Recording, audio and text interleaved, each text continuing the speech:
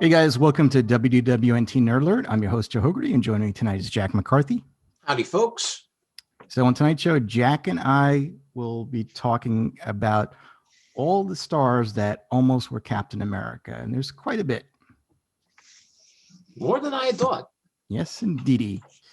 We're also going to review, Charlie and I will review episode 5 of The Falcon and Winter Soldier, and we're here with Jack thought about episode 4. But first, before we get into all that, let's get into the news. So apparently, and this is a rumor, Wolverine might be getting his own series on Disney Plus. And this comes from the hashtag show, which is somewhat, it's getting to be a little bit more reliable source than they've been getting some good things out there.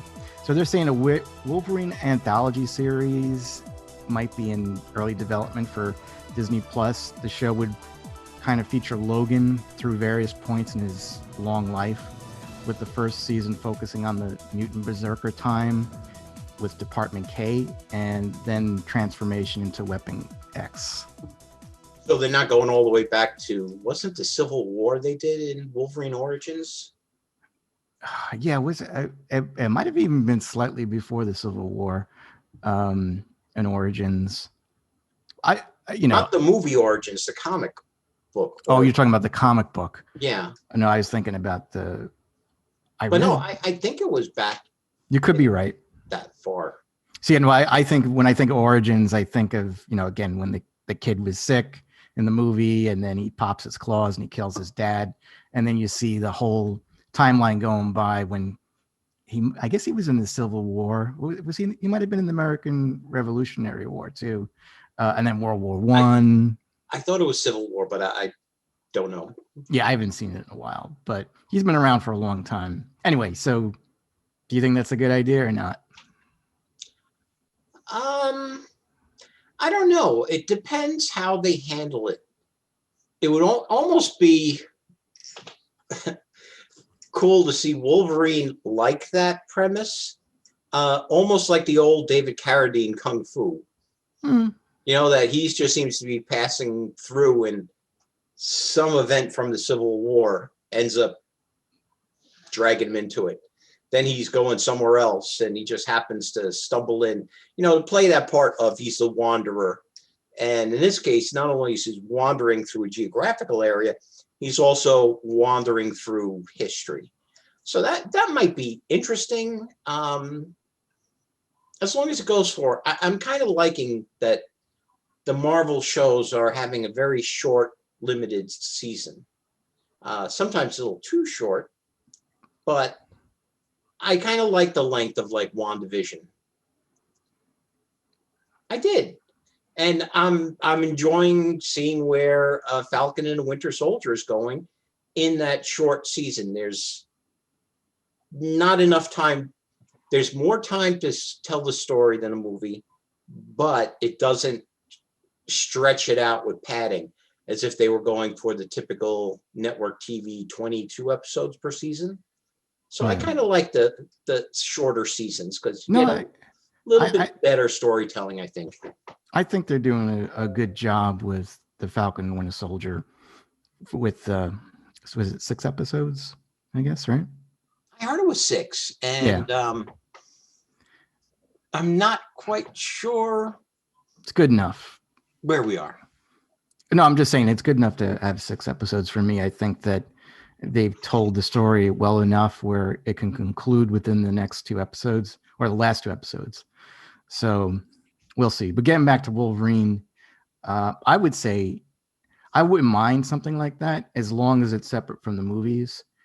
I'd rather see another actor play Wolverine in the movies, like a more adult Wolverine that's in the current MCU. So if they want to have something almost like what they did with what they do with Superman, with Superman and Lois, and then they have Henry Cavill in the movies and stuff like that.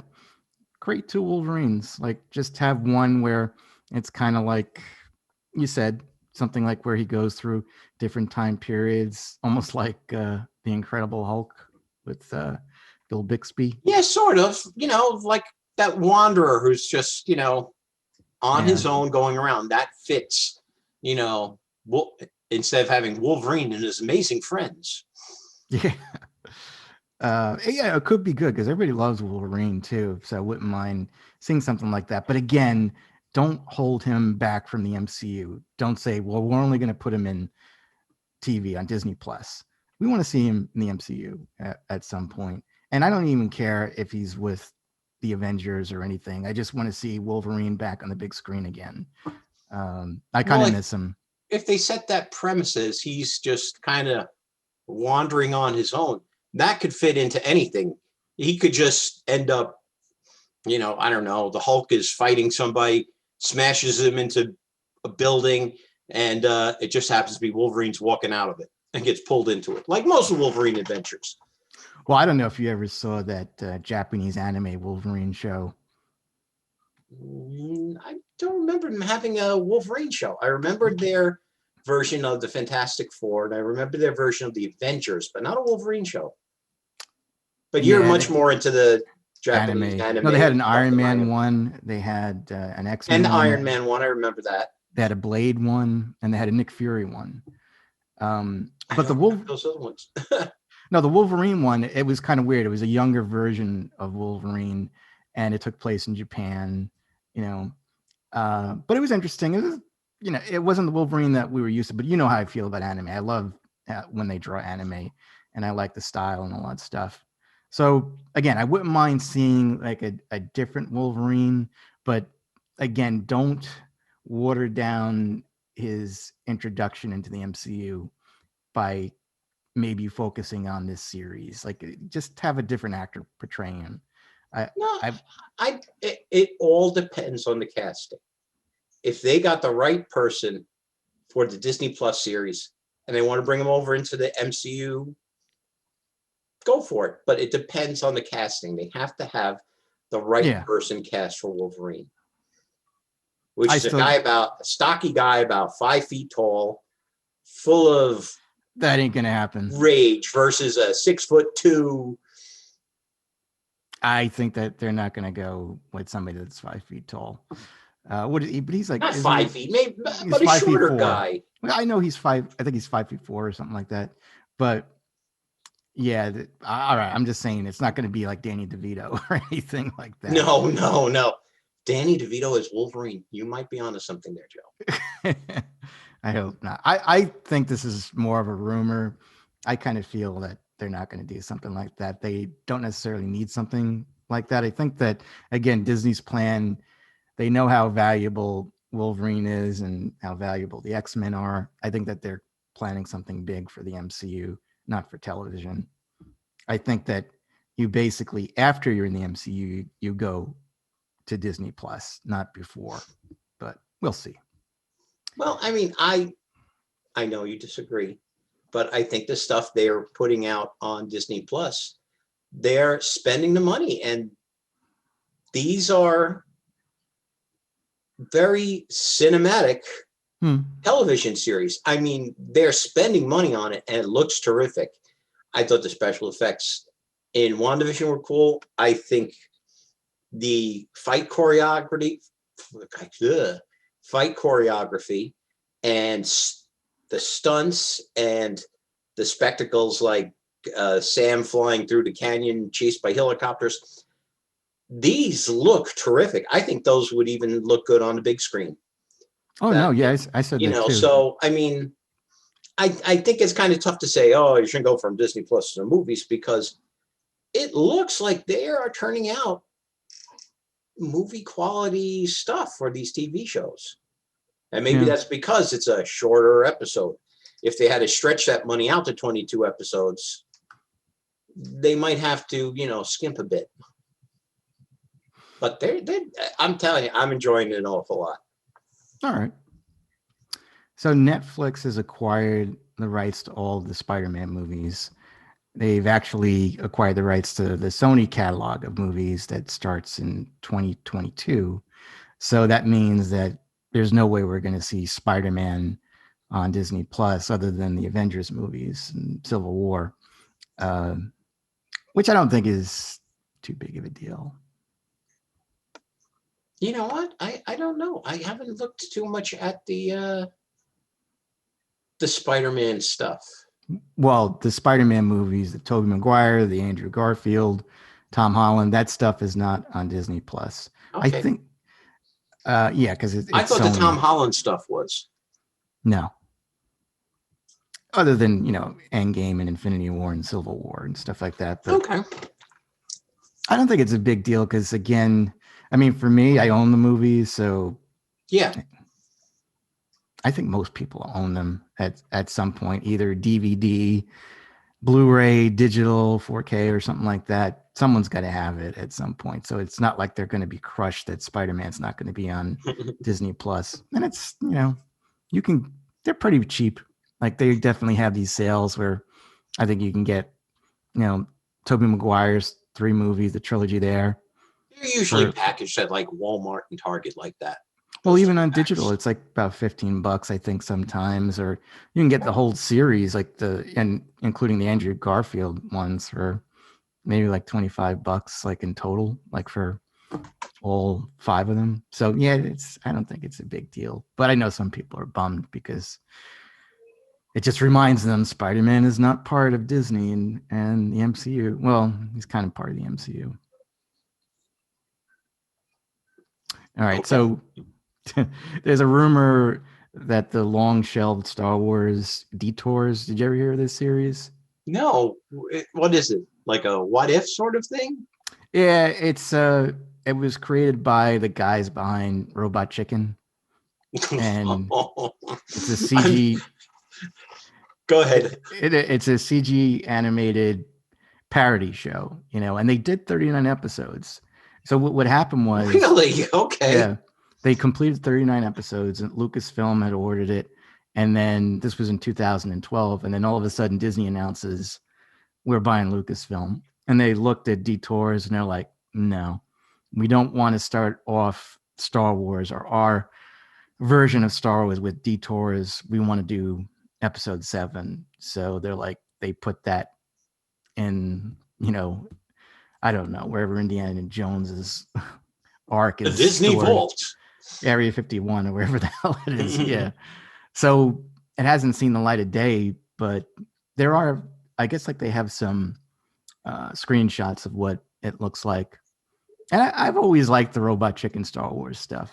I like the Robot Chicken Star Wars stuff, but there's a big difference between the Robot Chicken guys doing it versus Disney, I guess. It's sort of like Disney isn't going to make fun of its own property the way the Robot Chicken guys are.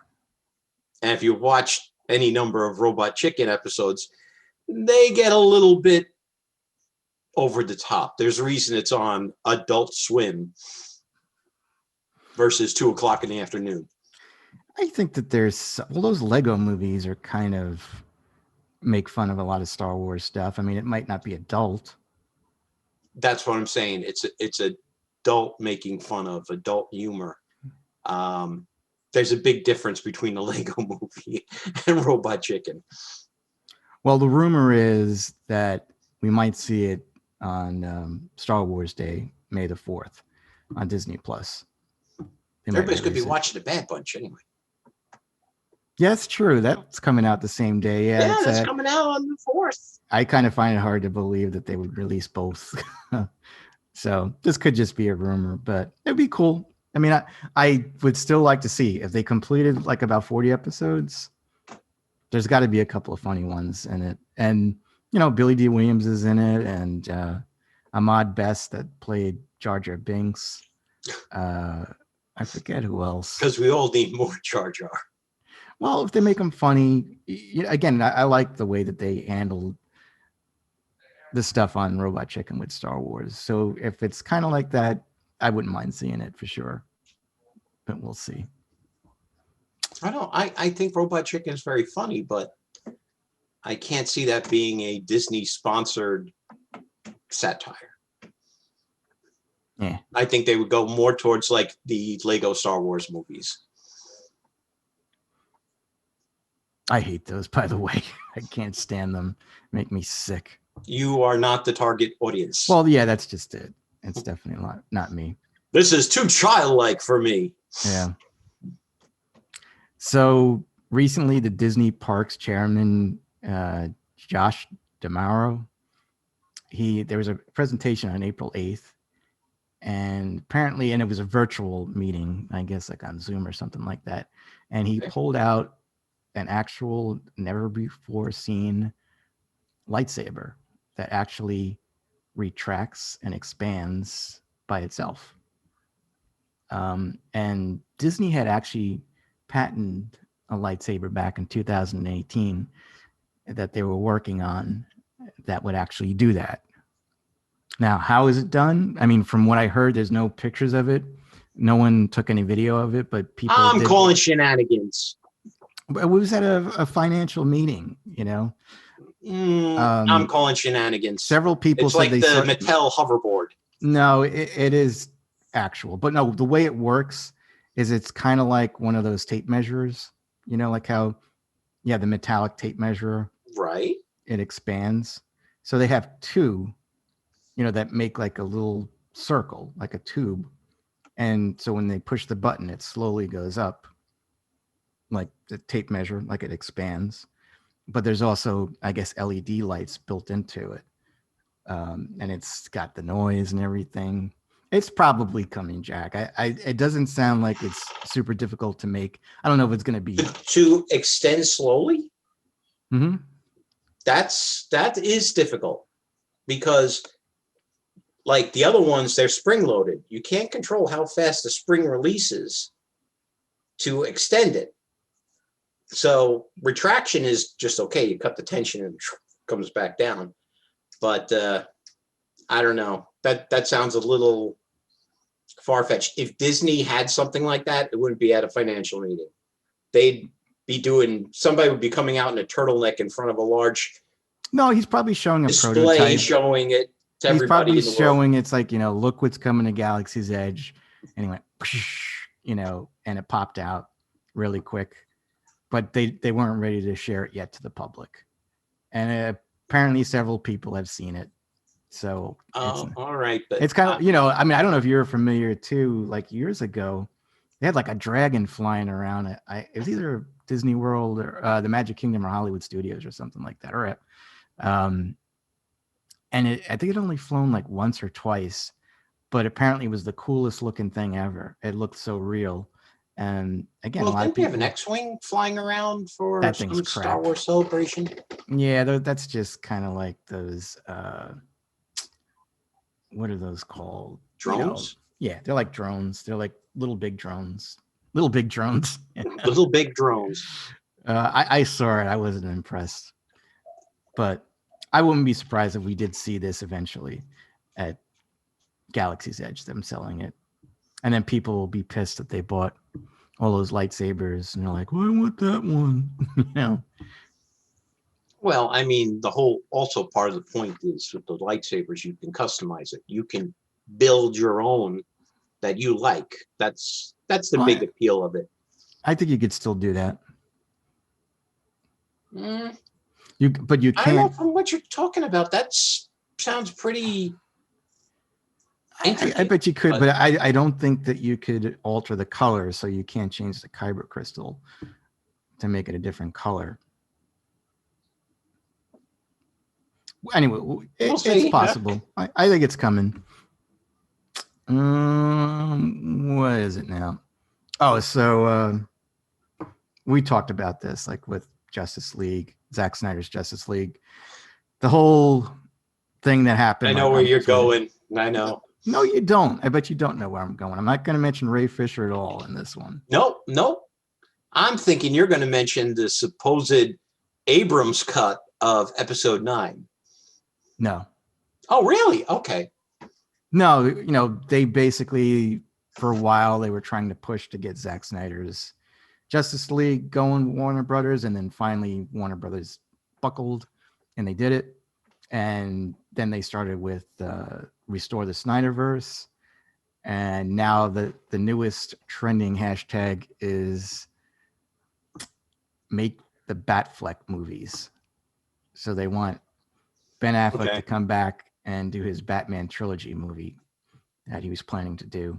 And I think the villain in the first one would be Deathstroke.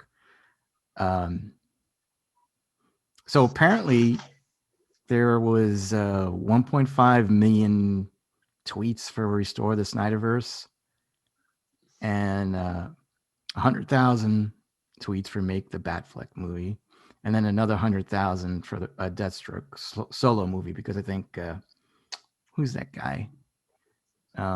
Joe Magniola, whatever his name is.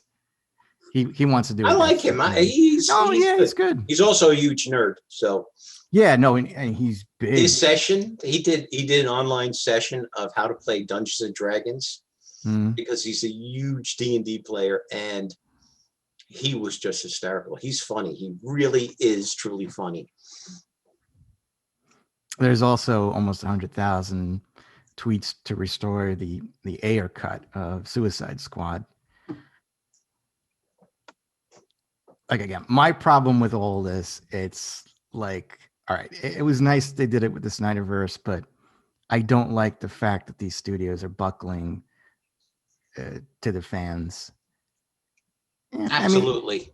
I don't like the fact that, there was a movie, it didn't do well enough, so let's do a do-over.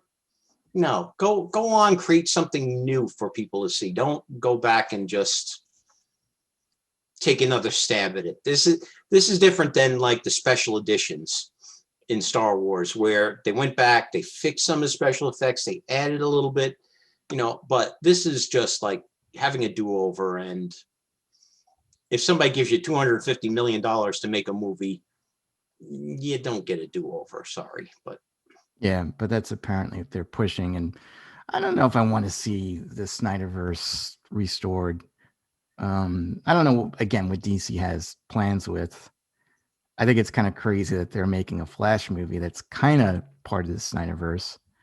And in a way, I guess Wonder Woman and Aquaman are, but the Batman movie that's coming out is not. Oh, that was another story I forgot to talk about. That I think that we had mentioned this, I think, last week or the week before, that Michael Keaton says he doesn't think he's going to return as Batman for the Flash movie. So now Warner Brothers is apparently going after Christian Bale to return as Batman. You know what? I'd like to see them all back. Bring all back Val Kilmer, bring back Clooney. Bring them. If you're going to go into it, go full force. If Adam West was still around, bring him in, or digitally cut him in.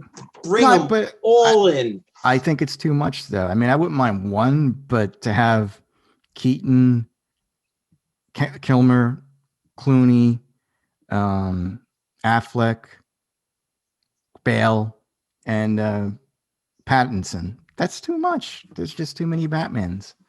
You don't need to it's a cameo. You can have them do a cameo that they're there for less than a minute, but it would just be a nice nod to see all the different incarnations of Batman. Same way it'd be great to see Dean Cain come in as Superman at one point. That's never happened. Digitally bring in Christopher Reeve, and heck, go bring George Reeves in. Just if you're going to go, and if that's going to be your hook, go all in. Bring them all back one way or another. Well, they brought back most of the Supermen for that Crisis on Infinite Earths crossover thing. They brought everybody they could get back in that. That was hysterical. Well, they didn't get Dean Cain back. No, they didn't. But I mean, they got Bruce Ward back to make a Robin cameo, and that was Burt Ward. Burt Ward. But that was a lot of fun. That Crisis in Infinite Earth crossover. That was fun, and it was fun picking out. Oh yeah, that's such and such. Oh yeah, that's who used to play on the TV series. That was a lot of fun. Well, Dean Cain is my least favorite Superman. I just never liked. I liked him as Clark. I just didn't like him as Superman. Or it could have been the costume or the way he wore his hair. It was like slick back. No little curl or anything like that for Superman. But I think that a lot of it had to do with his politics. Like he was very like he was right leaning. Dean Yeah, Cain. I mean, let's face it. I mean, we've talked Right. about before. Yeah. Actors expressing their views can sort of kill their job opportunities a little bit. So, Well, I think it was it more that happens. they didn't want him. But I don't Well, think that's what I'm saying. They didn't want him back because he expressed certain views, and you can always express your views, but not everybody has to agree with you. Well, that's not what I meant. But anyway, I'm gonna move on to this next story. So Godzilla versus Kong is actually doing pretty good in theaters. It's made almost 400 million overseas. Well, not actually at the worldwide box office, and it made 16 million in the US. That's actually pretty good considering that all theaters here still aren't open and they're not at full capacity. That's a good sign. It's funny that, it's a runaway hit. It made $25 million. Like, we're not used to seeing those smaller amounts being considered hits, but I liked the movie. I had fun watching it. But then again, I liked Godzilla King of the Monsters as well. So, Yeah. big monsters, wrecking cities, people screaming, running, buildings crashing. What else do you need for Godzilla? I have to say, though, I was never really a big Mecha Godzilla fan, but I liked how Mecha Godzilla looked in that. I liked how he looked too, except for that one close up. It didn't look very real when he first started becoming alive without his programmer. And that's another thing I had a problem with. It's like, all right, so like they were doing like a Pacific Rim sort of thing where the guy was controlling Godzilla's or Mecha Godzilla's moves. And then all of a sudden he becomes sentient. It's like, how does he know how to use his tail and stuff like that? How does he know that lasers comes out of his tails, missiles comes out of his eyes? It was just a little too much. But I love the fights. Like I said, I'm a huge fan of. Wait, it was a little bit too much of a stretch. It was. That was a huge stretch. That's a huge stretch. I'm sorry. We're talking 1,000-foot monsters fighting in the middle of. I could believe that more than. You're saying, oh no, sorry, that robot can't do that. I can believe that had to happen more than to see like a Terminator-esque like Godzilla, come to life. Okay. It was fun. I liked the fights. I hated the humans, every single human in that movie. That was little painful girl to watch. Little girl, that did sign language to Kong. She was cute, and plus, you know what? That actually, we know that apes have been taught sign language and stuff. And you know what? I thought that was a clever idea, that at least Kong can some sort of communicate to get the story going, kind of. But he knew too much sign language. No, I thought it was. I thought that was a nice touch. I thought that was clever. The Hollow Earth thing, I thought, like, oh my God, where are they going with this? I didn't like that either. I also did like, even though there was a definitive winner, Godzilla went his way, and let's face it, Kong sort of had a happy ending.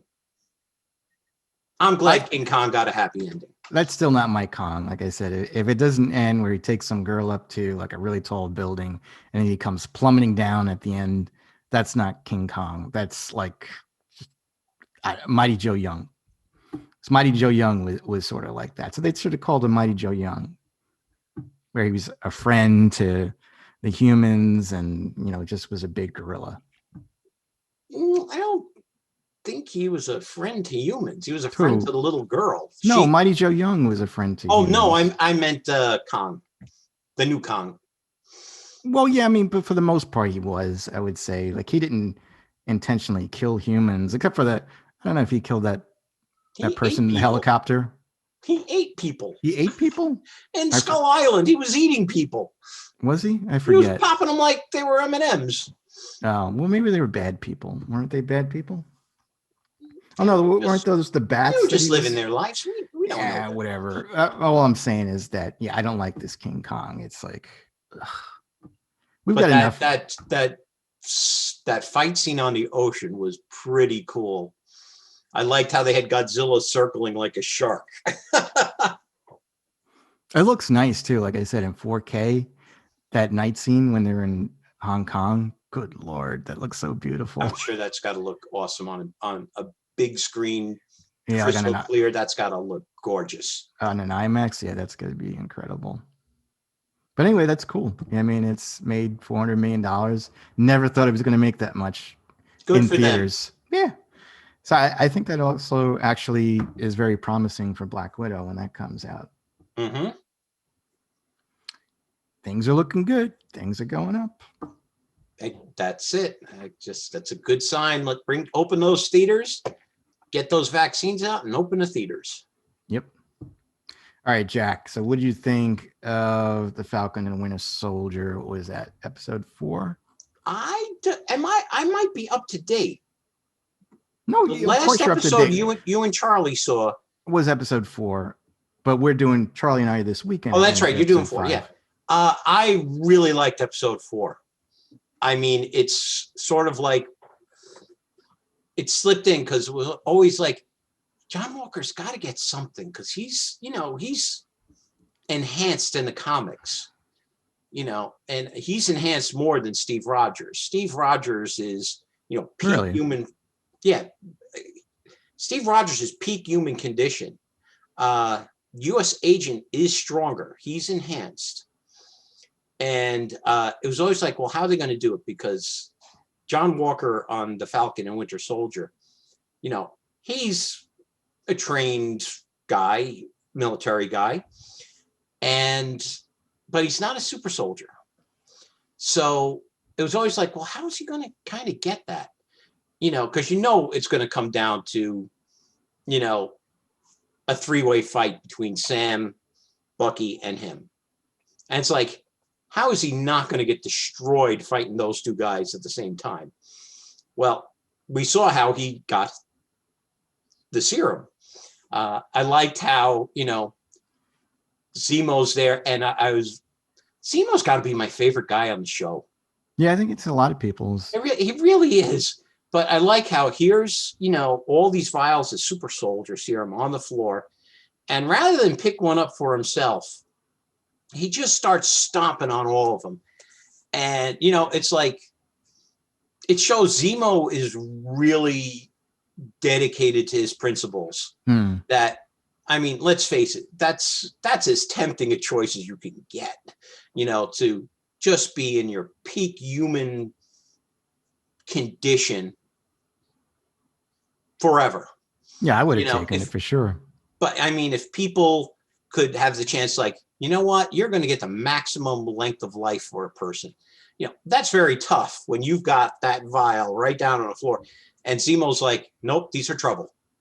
And starts stomping them. So the fact that one rolled away and was missed, I liked kind of like, it was a fluke how John Walker got his hands on the super soldier serum. And the way it ended, it reminded me of, remember in Captain America, the first Avenger, when he's sitting on the bunk and he asks the professor, well, why me? Why are you going with me? And the professor gives that deal how, someone who's shown weakness will have compassion. It's like someone who's always had power will never have respect for it. And I think that's exactly what we're seeing right here, that John Walker has always been big, tough, and able to do whatever he wants. And this is just one more weapon to him. Where Steve Rogers, who was small, malnourished, not in the best of health, he got it, and he had more of an appreciation for that in his role after getting the super soldier serum. So I think we're seeing that come into play, especially at the end, which that scene, I don't know about you, but I was watching, I'm like, holy mackerel, and it's true. Let's face it, something like that happens now, everybody's got out the smartphone taking pictures. And that's what happened, that we saw John Walker's reputation as Captain America just destroyed forever by the sheer brutality. See, what I mentioned to Charlie last week is that my problem, what you were just discussing, like with Captain America, why he was chosen to be Steve Rogers, why he was chosen to be Captain America. He loved his country. I mean, he tried to get into the military several times. He got 4F every time he tried. And, the doctor had seen how dedicated he was to wanting to fight for his country, that he kind of slipped the rules a little bit to get him in there. And the And reason why he didn't like bullies. yeah, and he On didn't that like simple bullies. fact, I don't like bullies. But my problem is in Endgame, I felt like they ruined him because he was so dedicated to his country that I feel like he turned his back on his country for some dame that he only knew for a few hours, literally a few hours, I would say. Never had, sexual relations with her. He had like this little peck towards the end was the only time that they kissed. And that, he gives up all of being Captain America and all the good things that he could have done for this country just for this one person. And I say again and again, I think that was a selfish act. And I think that ruined the whole image of Steve Rogers as Captain America in the MCU for me. I look at it differently. I've seen it that he's gone through so much that, you know what, as he said, I think he deserved a little life. Hoo. Well, not everybody is cold-hearted. No, it's like, stone. Oh yeah, I mean, trust me, pal. If I was frozen for 40 years and I came out of the ice and I was looking as fine as hell, and I could have my choice of any of the women around and still look incredible and serve my country, I wouldn't be pawning for some chick that I met 40 years ago. That's what is she like? And that's why you would never get years the social super. Why can't I talk tonight? The super soldier serum, my friend. No, whatever. You'd be ineligible. Anyway, no, I mean, I like the series. To me, that was the weakest episode. Really? Charlie felt the same way too. I gave it like I didn't think so because I think we've seen Carly take that step. They're coddling her too much. They're trying to get us to like her. Exactly. But I think this is the point where they've tried to get us to like her. And then last week when she blew up the building with people inside, and even her own people were saying, what are you doing? And then this episode, we've seen a villain with motives. We might understand the motives, but we would never go to that length. But I think this episode is what really cemented her as she's an extremist and needs to be put down. Yeah, exactly. And that was my problem too. Sam should have taken her down. Once she threatened his nephews, should have taken him down right then and there. That's why he's not going to make a good Captain America, because he's soft. But Steve Rogers also, he would always try to work something out that was good for everybody. If you threaten your family, and then she says, he comes in and he says, not me. I wouldn't say I'm a candidate for the super. No, but I'm just saying, like with Sam. No, I'm saying like when Sam came in and he met her and he's like, you threatened my family? And she goes, come on, do you really think I would kill them?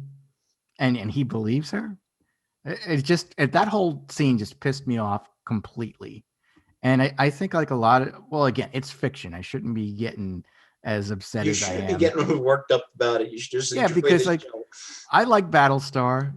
I was sad to see him die. That was too bad. That was different because I said how I was expecting him to be like a government plant to keep an eye on Walker, and that eventually he would like turn on him. But I was sad to see him go. I mean, that was a strong scene. I think he would have been a better Falcon than Anthony Mackie myself. I think that whole team would have been a better Captain American Falcon. The guy who played John Walker, who I didn't know this Charlie had mentioned this during the last episode, that's the son of Kurt Russell and Goldie Hawn. Really? Yeah. I did not know that. Yeah, his last name is Russell. I don't know what his first name is.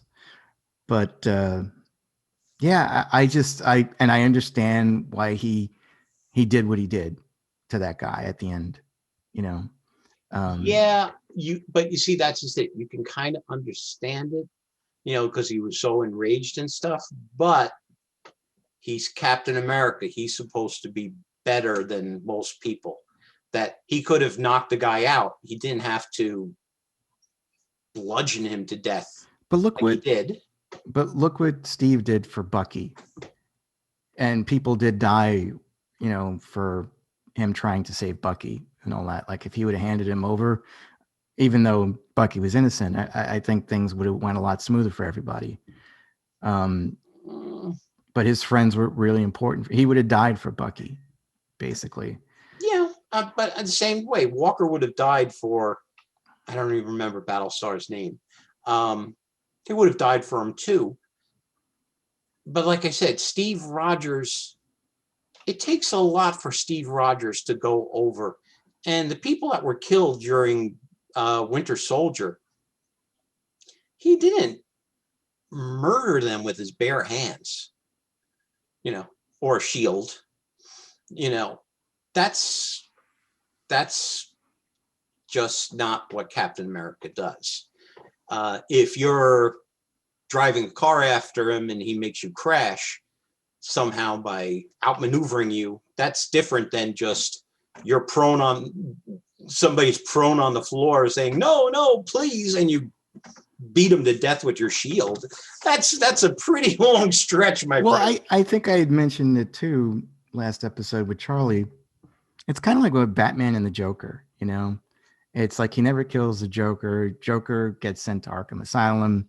Then he escapes and he goes on to kill hundreds or thousands of people. And then it just like rinse, wash, repeat over and over and over again. So that's why you got to take Carly out, because I think that. Oh, I'm not saying she shouldn't be taken out. And that's what Sam should have done. And I think that's, what Walker wanted to do. Walker was right for the majority of this episode. When he wanted to take in Zemo, he wanted to take in Carly, and they're all, no, we want to talk. We want to talk. We want to talk, It's like, no, you want action. So yeah, that's why I didn't like it. And I guess that's why Charlie had his own reasons, but again, I wasn't a fan of this episode. Let me just ask you a question so we can move on from this. So in the comics, is there a character called a power broker? Or is this made up? There is someone named the Power Broker. I don't know much about him because, like I've said before, I like Captain America on the Avengers. I usually don't read his solo book, except for the Ed Brubaker run. I don't follow him. I know he's made an appearance there. I think he may have been somewhere in the Punisher as well. I'm not sure, but I do remember someone called the Power Broker around in the comics at one point, but I really can't tell you much about him. Well, no, it's kind of interesting because I saw online someone had mentioned this, and I was like, I didn't even think about that. They said that they think that maybe the Power Broker is Sharon Carter. Not in the comics. It was a guy. Yeah, but I'm just saying she's very disgruntled with what happened to her. And she's disgruntled, but I don't think she'd be the Power Broker. That would be a surprise. But look where she's living. And it seems like she's got a lot of money, I could be wrong. We'll see what happens, but I wouldn't be surprised too if she was. Be cool. Well, I mean, like every other spy, super spy, I'm sure she's had a stash tucked away in case she ever had to drop off the map. What do you call that? Going black or something? There's some term that they always use in these spy movies when a spy like just drops out of sight. It's like Keanu Reeves has those gold coins. Yeah, it's sort of like that, that they have something to fall back on if they need to disappear. And I think that's what she has, and she's living off of. I don't think she had that. I think that she eventually made that money where she was. Again, I don't know where she's located. Well, Madripoor is just a lawless pirate nation. That's why it seems, it's very possible that she is the Power Broker. Why would she be living there? Well, we've seen the texts from the Power Broker. That doesn't sound like the Sharon Carter that used to be in S.H.I.E.L.D. that You have something in mind, and I'm going to kill you. She's that's a kind of different a hard person. line once again. She's a different person. And I mean, and again, I think that she didn't disappear for 5 years like the rest of them did. So No, she went on. Well, she went to Madripoor because they have no extradition there. yeah, so you don't know what the hell happened for 5 years with her. You know, she No, might have had a, she might do like what normally the villains do. It's like, you weren't here for 5 years. I was in love with somebody, and then that person was killed right in front of me. And then we had a baby, and that baby fell out of the crib and cracked his head open, or something like that. And all right, I'm getting a little. All right, maybe Flip takes a dark turn in Joe Hogarty's world. And then Steve Rogers, he slipped in a bar of soap in the bathtub, and whatever. But the whole thing is, you never know what happened. Is my point. Like, she might have had a bad thing. Anyway, let's move on from this. I'm glad you liked it. I am liking it. I hope the next episode is really good. I hope the next 2 episodes are really good. It's leagues above WandaVision for me. It's totally different than WandaVision. It's a totally different type of series, which is good. Because if we got the same thing all the time, we'd end up getting bored with it. Yeah. All right. So now I'm going to join Charlie Hunter, and we're going to discuss episode 5 of The Falcon and the Winter Soldier. Through the magic of post-production. You better believe it, buddy. So we're now joined by podcaster and friend of the show, Charlie Hunter of Rusty Junk. Hello, everybody. Hi. Hello, Charlie. Oh, hands disappearing. Need that green screen up and running. It's barely noticeable. All right, let's get into it. So, Charlie, what do you think of the latest episode? And it was called Truth, and what would you rate it out of 10? Well, first of all, I didn't get the T-shirt made up, but I did. If you can imagine, that's what I would have got a cap made up of it or something like that. I don't think it should have been called Truth. It should have been called Celebrity Boat Fixing with Anthony Mackie and Sebastian Stan, because that was quite a big part of it. They're renovating a boat. Excellent. I don't know. I wish they could have gone into more intricate detail about it, but what do I rate it? Joe, it is following the Star Trek. It's better than last week's. 6. Okay. 6, because the writers are just don't know, don't seem to be in control, don't seem to know what they're doing. But yeah, 6 from me, and we'll go into that in a little more depth as to why. Yeah, I agree with you about that whole boat thing. I was going to say that too. It just like, why did you put that in there? If you're start for time with 6 episodes, that was just so boring. And it was basically useless since she decided she was going to keep the boat anyway. Keep the boat, keep the name. I guess it was supposed to be a lighthearted moment and all that, but I think that they could have done something else, like go after Carly. But anyway, so we can get right into the discussion. I'm going to give it a 7 out of 10. Okay. Oh, this is the closest I think we've been, Joe. Yeah. Yeah. So I'll start off and say I loved the fight that they had, with Sam, Bucky, and Walker. I thought that was pretty cool. Yeah. Kind of reminded me of Civil War at the end with Cap, Iron Man, and Winter Soldier. Yeah. I mean, my biggest problem though is that they have no problem taking down John Walker, but they're treating Carly very delicately, Still, yeah. Where she's the terrorist, and I don't understand what the whole messaging is over there. It's like this whole series could have ended probably 3 episodes if they would have just taken her down when they had the chance to. Yeah. So again, it's like they'll let her go, but like with him, it's like they have no problem taking him down, breaking his arm, taking the shield back. Ugh, I don't know. I just, part of the messaging I'm not too crazy about. Well, I think with you're right about the fight, and you're right about the echoes. Is this the end of? I mean, pretty much this is the end of the Falcon, where at the end of the fight he just chucks the wings away. He's just not bothered. Keep it. Pretty much, he's in limbo then, really, isn't he? He's just like, what do I do? Well, no. I mean, Yeah, at the towards the end, Bucky gave him that package from yeah. Wakanda. That's got to have his new wings in it. No, that's got to have the Captain America suit in it. No, it's got the new wings in it. No. I mean, it's a combination of both. It's going to be no, because he's a hybrid in the comics. Right. He's got blue wings now, and he's got again a star on his chest. It's more of a patriotic looking Falcon suit, but it's basically the Falcon with the shield. That's what we're going to see. I'm almost positive it. We've already seen toy leaks and stuff like that. So right. Okay. I haven't seen that. Right. Oh.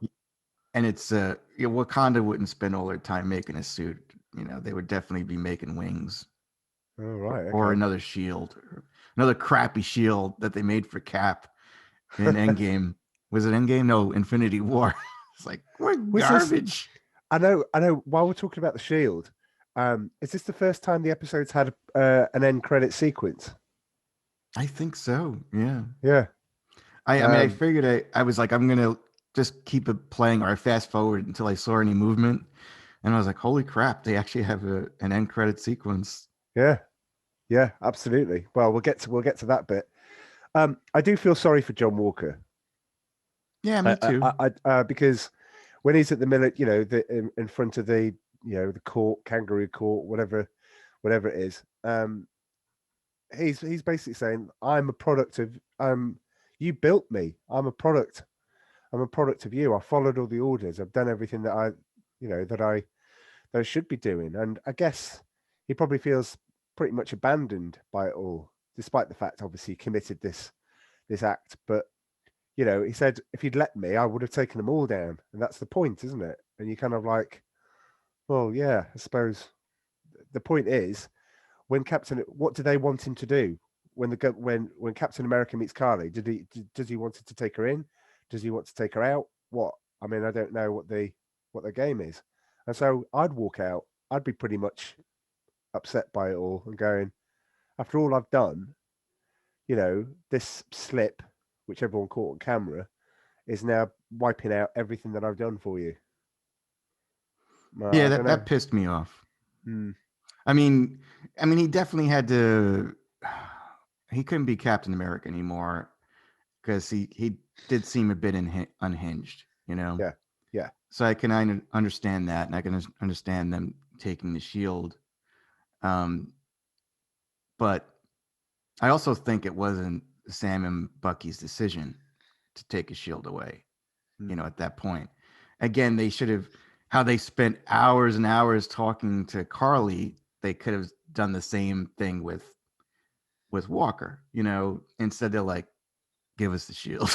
It's like, instead of like, well, I understand why you did what you did. Your friend was just murdered by her, and this was one of her cronies, and he was also a known terrorist.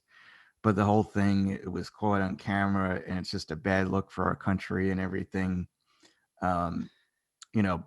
But I would have said, but it's not my decision to take your shield away, but you should meet with the government and let them decide. They shouldn't decide this stuff. And then also they left him hanging because the tribunal basically said, we know you have the shield. We want it back. Why doesn't the Falcon come out and say, nah, I got it? Yeah, Instead, exactly. He lets him burn. It's like what they're doing. It's comics. I mean, I can't go crazy about having so many problems with it because it's all fiction, but it's like everyone's letting him hang out and dry, and they know that they're creating a villain from this by doing that. It's like by nobody supporting, by everybody turning their back on them, because again, Sam and Bucky could have been there at the tribunal and said, well, look, he was working with us. He did his best and stuff like that. And for them to take away his pension, come on, it's just a little too much. Again, because he in the end result, he killed a known terrorist. I mean, it happened to be on camera, but still, that was a terrorist. I mean, that was something that they should have done. Sam and Bucky should have done with Carly. Yeah. Anyway, I'm sorry. I went on a... No. Yeah, absolutely. Who's Val? She had a great entrance. Is she in the comics? Is she? Yeah, she is, and I don't know much about her. I wish Jack was on here. She's apparently Jack. Need you? she's Lady Hydra in the Ah, comics. right. Okay. Again, I should have done my research on it. I didn't, but I'm sure Jack will talk about it next week. Is But she the power broker? I don't know. We're the last episode I was kind of pushing because I read this online and it kind of made sense that maybe um Sharon Carter might be, Oh, okay. because she was disgraced by this country. She's living in like one of the worst areas in the world. She seems like she's got a lot of money. you know Yeah. Yeah. It seems like there was one short scene where she was on the phone with somebody, which I didn't understand, but it sounded like she was you know doing something not legal. Yeah. I wouldn't be surprised if they made her the power broker, but who knows? Wouldn't surprise me if we never found out. Well, it was a good entrance by Val. I thought it was a good, assured, She was menacing. good. Yeah. Yeah, that was you know who that is, right? Julia Louis-Dreyfus from Yeah, Seinfeld. Yeah. yeah, And Veep. Veep was yeah, good. yeah. I was surprised. I mean, when I first saw her, I was like, oh no. But just for the first couple of minutes, only those few minutes of dialogue, I was like, she's good. She's very good. Yeah, definitely. Oh, and not forgetting National Lampoon's Christmas Vacation, which is in. Yeah, you would know that. You see now, like again, if Yeah. you did like one of those trivias of name this actress and what movie Yep. she was in, that would be at the bottom of my list. And although she hasn't been in many movies. But everyone watches it, but everyone doesn't remember that she's in it. Anyway. Well, when you mentioned it, I was like, oh yeah, she was one of the neighbors. Yep. Yep, Oh definitely. man. But yeah, no, I was surprised. She was very good and she made a lot of sense. She's definitely pushing him towards the edge to join with her. Yeah, I was like, what the hell is she doing there? How did she get in there? Yeah. Oh, she obviously got a ways, but I guess the tone is set because right at the start they say there's nothing to do unless there's something to do. It was almost like, what we're going to do now? Carly's gone to ground. Well, go and look for her. She's somewhere. You've got all this intelligence, and you're going, no. Yeah, she's gone deep underground. Despite the fact that in the episode she seems to be swanning around Central Park. So you're like, well, she's not hiding that much. Then she's out in the open. Yeah. It just felt like all of that stuff was put on pause for a good 2/3 of a very good 2/3 of the episode, and then suddenly it's like, all right, okay, we need to get back on, we need to go and talk, we need to stay on mission, and it's very, very, it was odd structure to the whole thing. I can understand there needs to be some exposition. I understand there needs to be the soul searching, a lot of talking in this episode, a lot of translating into what, and probably no more than when he goes and visits the guy that was put in jail for 30 years. Yeah, that's right. Yeah. I don't remember the character's name, unfortunately. Yeah, well, right. And the thing I don't understand is, he starts referring it to as the white man's shield and all of this, and I'm like, all right, okay, writing, it's just the way it is at the moment. But he also says they would never let a black man be Captain America. Now, forgive me if I'm wrong, but didn't this guy give him the shield and say, "Here you go again. You're Captain America"? He would have said, by the way, this is the guy that's going to be Captain America. I get to decide. My shield. I'm the outgoing Captain America. Here's the incoming one. And I was like, they did let a black guy become Captain America, but he didn't want it. And I just didn't get all of that. Well, again, like I said, Steve really doesn't decide who the next Captain America is. He might have some input, but it's the government that decides. No. So I never understood that, And again, the whole idea, and I guess Val had mentioned it. Who owns the shield? it's very complicated because Yeah. that was made by the government. It's government property. It's kind of like I think like if something was stolen. Is it government property? The property is Stark Industries. Yeah, but Stark made it for the government, I'm pretty sure, for World War II. But it's a replacement shield because the original one got smashed in Ultron. Didn't he get? Or didn't he get smashed? Anyway, I thought it's Did the they one get where smashed in, it got in smashed. Endgame, Yeah, it got Tony smashed Stark in comes in Endgame. his electric Audi, pops the boot, and goes, "Here you go, we've got another one." That's a good point because it got smashed in Endgame. Yeah, Yeah. with Thanos. Well, it got chopped to bits. It's like, yeah, how the hell did they get that fixed? I never even thought about that. Yeah. Just minor annoyances. And again, I know I sound like a scratch record and I'm really sorry, but you've got the Captain America, the John Walker Captain America, basically killing somebody in live full 4K HD around the world. That this is really bad. Can't come back from it. Is Steve Rogers dead? Is that what they intimated?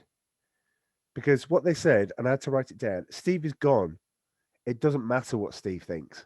And I'm Yeah, like, I caught that too. Yeah. right. So are we led to believe he's dead? Which would explain, why he's not coming back in the face of his good name and the suit being besmirched by John Walker. But just come out and say it. And in fact, it would be common knowledge that he's dead. Again, all their Netflix specials that they would have had, they would have gone, and sadly, we lost Steve Rogers, but this was his final act, and this is what he did. Nothing. Well, again, it's weird. I mean, if he was dead, you would think that he would visit his grave or something like that.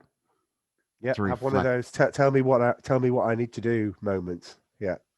I think when they say that he's gone, they just basically make it like he wants no part of this, and we don't want to get him involved.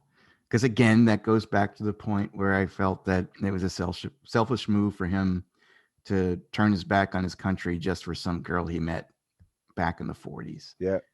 And then basically not get involved with anything that happens, like any bad part of our history. Just kind of stay at home with Peggy, while Right.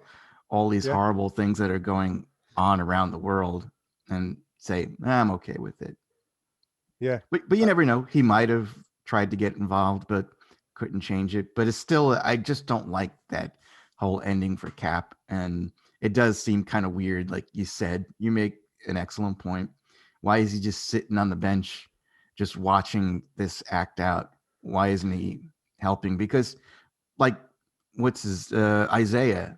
He still has the power. Steve still has the power. Yeah. He might be old and everything, but he could But- still contribute. And again, Yeah. that would be nice, like if he joined to take down the terrorists. But I don't know. Did we have a 50p? I can't remember. Did we have a 50p bet on whether or not he's going to be in the last episode? Yeah, we did. Okay, and I said yes. Yes. I still believe that. Yeah, I mean, there's still some talk on the internet that he might show up, but maybe. Because so the scene's going to be he puts on Falcon battered after saving the GRC vote, defeating John Walker, stands there in the midst of battle, and Steve appears and goes, "You are Captain America." Dun, dun, dun. Well, to me, that kind of reminds me of Martian Manhunter too. That he kind of shows up at the very end after all the mess has already happened. Yeah. We could have done with you like 2-3 scenes back, but yeah. Yeah, we could have used you from the first episode. Thanks for showing up, though. I appreciate it. Go back to sleep. I don't know, but it's gonna go ahead. What were you saying? No, I was going to say there's also a prize to be handed out, I think, on this episode, and well done everybody involved on this episode. You did it. You broke the world record for the amount of slow-mo shots in a single episode. See, I didn't notice that, but Oh, I'm bad with that. Joe. After a while, I'm like, stop it with the slow mo. Enough with the slow mo. I watched Justice League, the Zack Snyder one, and everyone said there's so much slow mo, and I didn't notice it until somebody pointed it out. So, where was there slow mo in this? Everywhere, Joe. Everywhere. Really? Yeah. But during the fight with Oh, Walker? towards the end. Yeah. Oh, it was just so much slow mo. I mean, even during the rookie training montage that they Oh had yeah, lined up for like us. when he was flipping and stuff like that. Absolutely. Oh, I do have one more minor annoyance. It's in sequence. Don't worry, I'm not taking it out of sequence. That's okay. Fixing the boat. Okay. Why don't they just let the Winter Soldier fix the boat? He could pretty much do it in a few days. Why? His strength. Well, he's got the strength. He's got the the speed, know-how, all that sort of thing. He can lift things up, as you saw. He lifted it off the back of the van and put it down. And you kind of like just let him get on with it. I still never understood how that arm worked because, like, if he's lifting something heavy, doesn't his arm rip off of his body? Yeah. Well, only the Wakandans know the code to take the arm off, as we saw. But even so, I mean, your body is still regular. Your arm might be bionic or super strong. I mean, Yeah. if you're lifting like a ton over your head, I would think that it would just destroy the rest of your body. That's being technical, though. Super serum, Joe. Just if you can't Oh, explain that's it. right. I forgot about that. Super serum. That's That's fine. That's right. I If in forgot doubt. about that. But then again, that whole crap too with the Dora Milaje, taking his arm off. Yeah. We have this secret code. Come on. Oh, and speaking of them, so they hunted Zemo down for all of this just to bring him to the raft. Yeah. Who writes this crap? Yeah. Oh, I expected a lot more Zemo. Is that it? I mean, he'll be back in another way, but you would think that they were on this hunt for Zemo to bring him back to Wakanda for justice. Yeah. Instead, they're like, nah, we're just going to put him in the raft. Yeah. No, what a inglorious ending. But it wouldn't be the end. If Walker's got super serum in there, how can they break his arm? Well, Bucky had super. Well, wasn't it Bucky that broke his arm? Yeah, but surely you couldn't break. You're pretty much. Well, no, because then obviously you wouldn't be able to be killed repeatedly by putting a when he assassinated the guy. Oh right, yeah, of course, yeah. I suppose if you're equal, then yeah, you can. No, well, it's a good point, but yeah, I mean, I would say Bucky again. He's been around for a long time. Yeah, I guess he's got better fighting skills. Absolutely. But it was good. I liked the interplay between between Bucky and Sam's sister. I like that. Sam's going, don't flirt with my sister, and I kind of like that because it reminded me of episode 1 where it's that nice scene and just completely forgotten about with the woman that owned the sushi place. What's bizarre, who I really like, and people would say I'm crazy. I like Isaiah's grandson because, again, he's the most natural, I think, in this whole series. Right. Because, like, when we first saw him, he was at his grandfather's house, I guess, or their shared house, and they knock on the door, and he just has the screen door closed, and he says, well, my grandfather doesn't want to see you. And then he says, well, hold on. And then he comes back and he's like, all right, you can come in. And to me, that seemed so natural. And then when he saw them again and he was playing basketball, he still continued to play basketball. And that's what a kid would do. Yeah. It's like, I think other writers would do something like, well, let him join the fight and all that stuff. Now, apparently in the comics, he does have super strength and he becomes this character called a Patriot. But I like the fact that for the time being, they're kind of leaving him you're questioning. You're not even questioning him because he's kind of like almost like a ghost in Right. all of this. But I guess comic book fans know, yeah, that's his grandson. He's got powers, but they're just treating him like a regular kid, and I like that aspect of it. Yeah, Uh, absolutely. Then you get into as you say, the Rocky training montage, whereby is the prerequisite for being Captain America just being able to control the shield and that and shield, do a lot of jumps and twists I and just turns. don't get. I don't get how it moves. I don't care what the hell if it's made out of vibranium or whatever. It shouldn't move like that, Yeah, absolutely.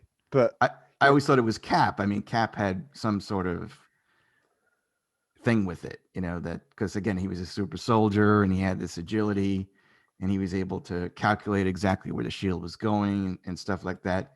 That anybody could use it just doesn't make any sense. Even John Walker, when he didn't have his superpowers, I was questioning why does he know how to use it so well, especially since he's only had it for like maybe a week. Yeah, well, a week, 4 days, as we talked about Star Wars, is a long time in Disney, in Disney World. A lot can happen in a few days. I guess so. And then we get to obviously this vote on the Patch Act, which is going to deport, is it 30 million? No, good for you for saying the Patch Act, because I didn't write that down.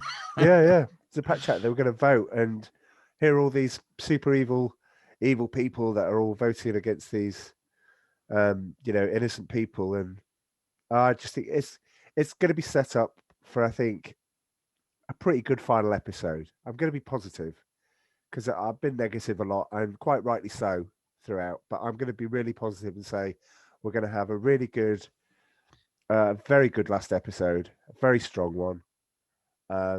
It's going to tie up a few things. We're not going to like everything to do with it because I certainly feel that the tender moment when Bucky goes, the shield is my family. It's the only family I've got. I'm kind of like, well, you have the shield, man. You have it. I think there's things that we're not going to like, but obviously when Steve Rogers appears at the end, then everything will be fine, and I'll win 50p, Joe. So We'll see. oh. I'm more accepting of Sam being Captain America after this episode. But I just wish he had superpowers. That's the thing that bothers me. I seriously think that should be a prerequisite, that you should have some sort of superpowers to be Captain America.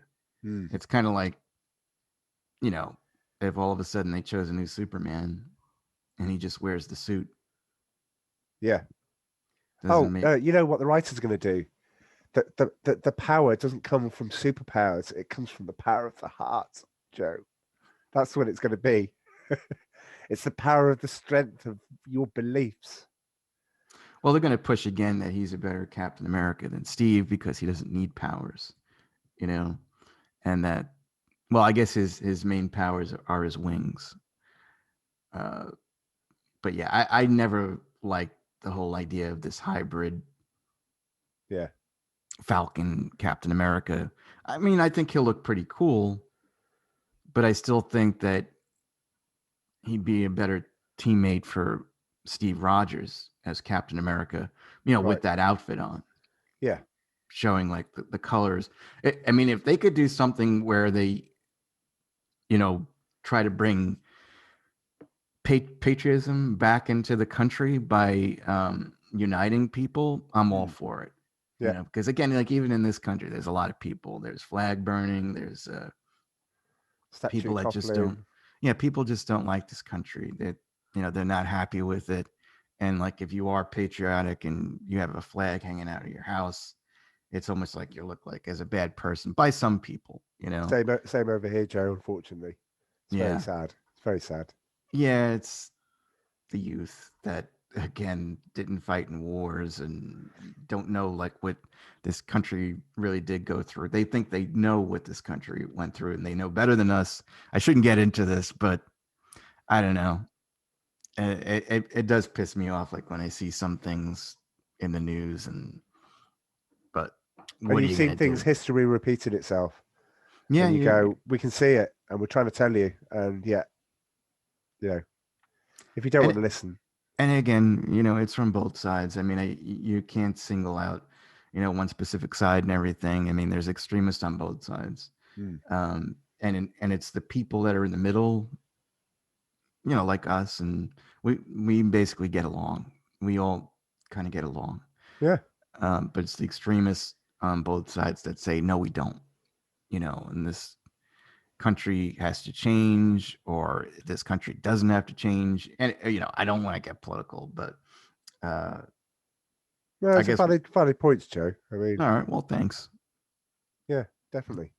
But I guess again, the last part that we could talk about is Walker at the end with the shield. Or did you mention that already? Walker's homemade shield from a garbage can. It should have just gone down to TK Maxx or Walmart, just pick one up. Yeah, I don't know how that's. Well, I think again, like in the comics, when this happened, where Cap became the captain, the Wakandans, I think, made him a new shield. So there were 2 shields made out of vibranium, like the original shield by Captain America, and then the one for the captain. Right. So that this guy has just a plain regular metal or tin shield with his war medals embedded in it. Yeah. That's not going to do much. No, but it's going to give the he's still going to be able to throw it. He's still going to be able to use it in that way. It's just not going to be able to withstand an awful lot. Is he going to be able to throw it? Well, I mean, again, can I make a shield and throw it and have it come back to me? Why don't you try it in the week and then tell us next weekend whether or not it works? Good luck, Joe. Best of luck. I can't wait. Send me pictures in the week of how the Project Shield's going. But again, I mean, I wonder if we're going to see him again, or if they're setting up to give him his own series or something. But I'm sure he's going to have a new costume. Yeah, well, it's probably going to be black. That'd be cool, because that's how it was in the comics. Oh, right, okay. I need to go and do some research. I need to go and look at some images. I never look at spoilers, but I will try and look and see if I can get some direction. I'll try to put up images here, but damn, I was tired this week. I didn't put too much images up on the regular episode. That'll be fine. It'll look great, Joe. It's always nice and slickly produced, and it always looks good. So I'm sure it'll be great. No, thanks. Gee, gosh. Anyway, we'll find out next week whether or not I've won my bet. I'll send you the payment details ahead of time. Okay. I don't know what PayPal. 50p translates to about 76 cents. So yeah, that's fine. Okay. You round it up to $1 if you're feeling charitable. That's fine. All right. Yeah, maybe I will. Okay. I can't wait. Right, I'm off to figure out what I'm going to spend my dollar on. So thank you thank you very much. Yeah, I got nothing after that one. I'm kind of tired too. Do you want to give a quick plug? Yeah, you can find us at. We're currently taking a bit of a break at the moment because we're working out how to do what you do, and put Rusty Junk on video. So all of our episodes are there to listen to, the audio ones that we've done. Rusty Junk, type into Spotify, Rusty Junk podcast. We got a new logo delivered this week. Ooh, that's good. But yeah, so to go and find us, Rusty J Pod on Twitter, Rusty J Pod on Instagram, and Rusty Junk on Facebook. Love to hear from you. Cool. And thanks again for helping me out with this. Well, Jack, I'm sure right now, yeah, we miss you, Jack. He's sleeping. I'm positive he's sleeping. And he won't watch the Falcon and Winter Soldier for another couple of days. Right. Okay. I'm happy to help out. Thanks. I'm gonna miss it. It's my last one next week. Well, Loki's coming up. Yeah. Okay, so this is it. So we now return you to our regularly scheduled program. All right, so now we're back, and we're talking about our main topic, which tonight is who almost was Captain America, and there's quite a few. Shoulda, woulda, coulda. Yeah, there's some shocking ones that, praise the Lord, they were not considered. They actually auditioned, but good Lord, I'm so glad that they didn't make it. And there was some, but no, I want to see what you think. I'm going to hold up my Heath Ledger card. So what I'm going to do is I'm going to share the screen with Jack. You guys won't be able to see it, but Jack will be able to see it. Share screen. You see this guy over here, Jackie boy? Well, this is the guy who almost was very closely. Who I hope they do make him Reed Richards and his wife. I'm in that camp. I'm all for that campaign. Yeah, I would like to see it. Yeah, it's John Krasinski. He did audition for Captain America, but he didn't get the role. Went to Chris Evans. But he's been, I really don't know him that much, to be honest with you, other than the fact that I know he's up for, he wants to be Reed Richards, and Emily Blunt wants to be Sue Storm, and that. I don't know if they want to, but they're like the fan favorite picks, so it'd be great to see. He plays Jack Ryan on the Amazon series, and I only caught the first season, but he's pretty good. Yeah, there's only one Jack Ryan, that's Alec Baldwin. Yeah, that Harrison Ford, he's just a ham. No, he wasn't a very good Jack Ryan at all. No, Alec Baldwin was great. I really, you know Alec Baldwin was good. The Hunt for Red October is. Ben Affleck was Jack Ryan. It's horrible. Chris Pine was Jack Ryan. I think someone else was too. Well, this guy is pretty good. Well, that's good to hear. So he's been in A Quiet Place, which I still haven't seen, and he was in The Office, which I haven't seen either, because that would just depress me, because I used to work. That's why I guess a lot of people have trouble buying him as an action star, because he really just played that lounge about smart alecky guy in The Office for so long, and people loved him in that role because he was just a funny office guy. And it's kind of tough to take a swing at being an action star when you're so beloved in a different genre. But then again, it's almost like John Cryer. He's knocking it out of the park as Lex Luthor. I can't imagine him. He's terrific. At the same way this guy is good as Jack Ryan, John Cryer is terrific as Lex Luthor. I saw him in the Crisis of Infinite Earths, and I didn't like the way he looked as Lex Luthor. He's not my Lex Luthor. Oh, Gene Hackman is everybody's. No, he's not my Lex Luthor. I have to say Kevin Spacey probably was one of the better Lex Luthors. They really never have gotten a good Lex Luthor, actually, but what are you going to do?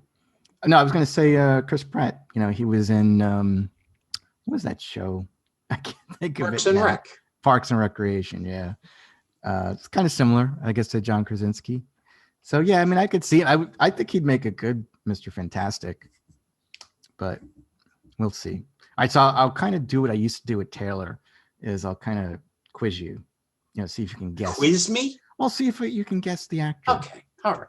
I'm terrible at these things, but go ahead. Well, some of these are hard, so, yeah, we probably aren't going to go that far. All right, so this guy is in the MCU, and he's been in Captain America movies, and he's in a Disney Plus series. Can you guess, Jack? Oh, I thought you were going to put a picture on and no, I'm not putting. I put the picture. It. No, I'm putting the picture on afterwards.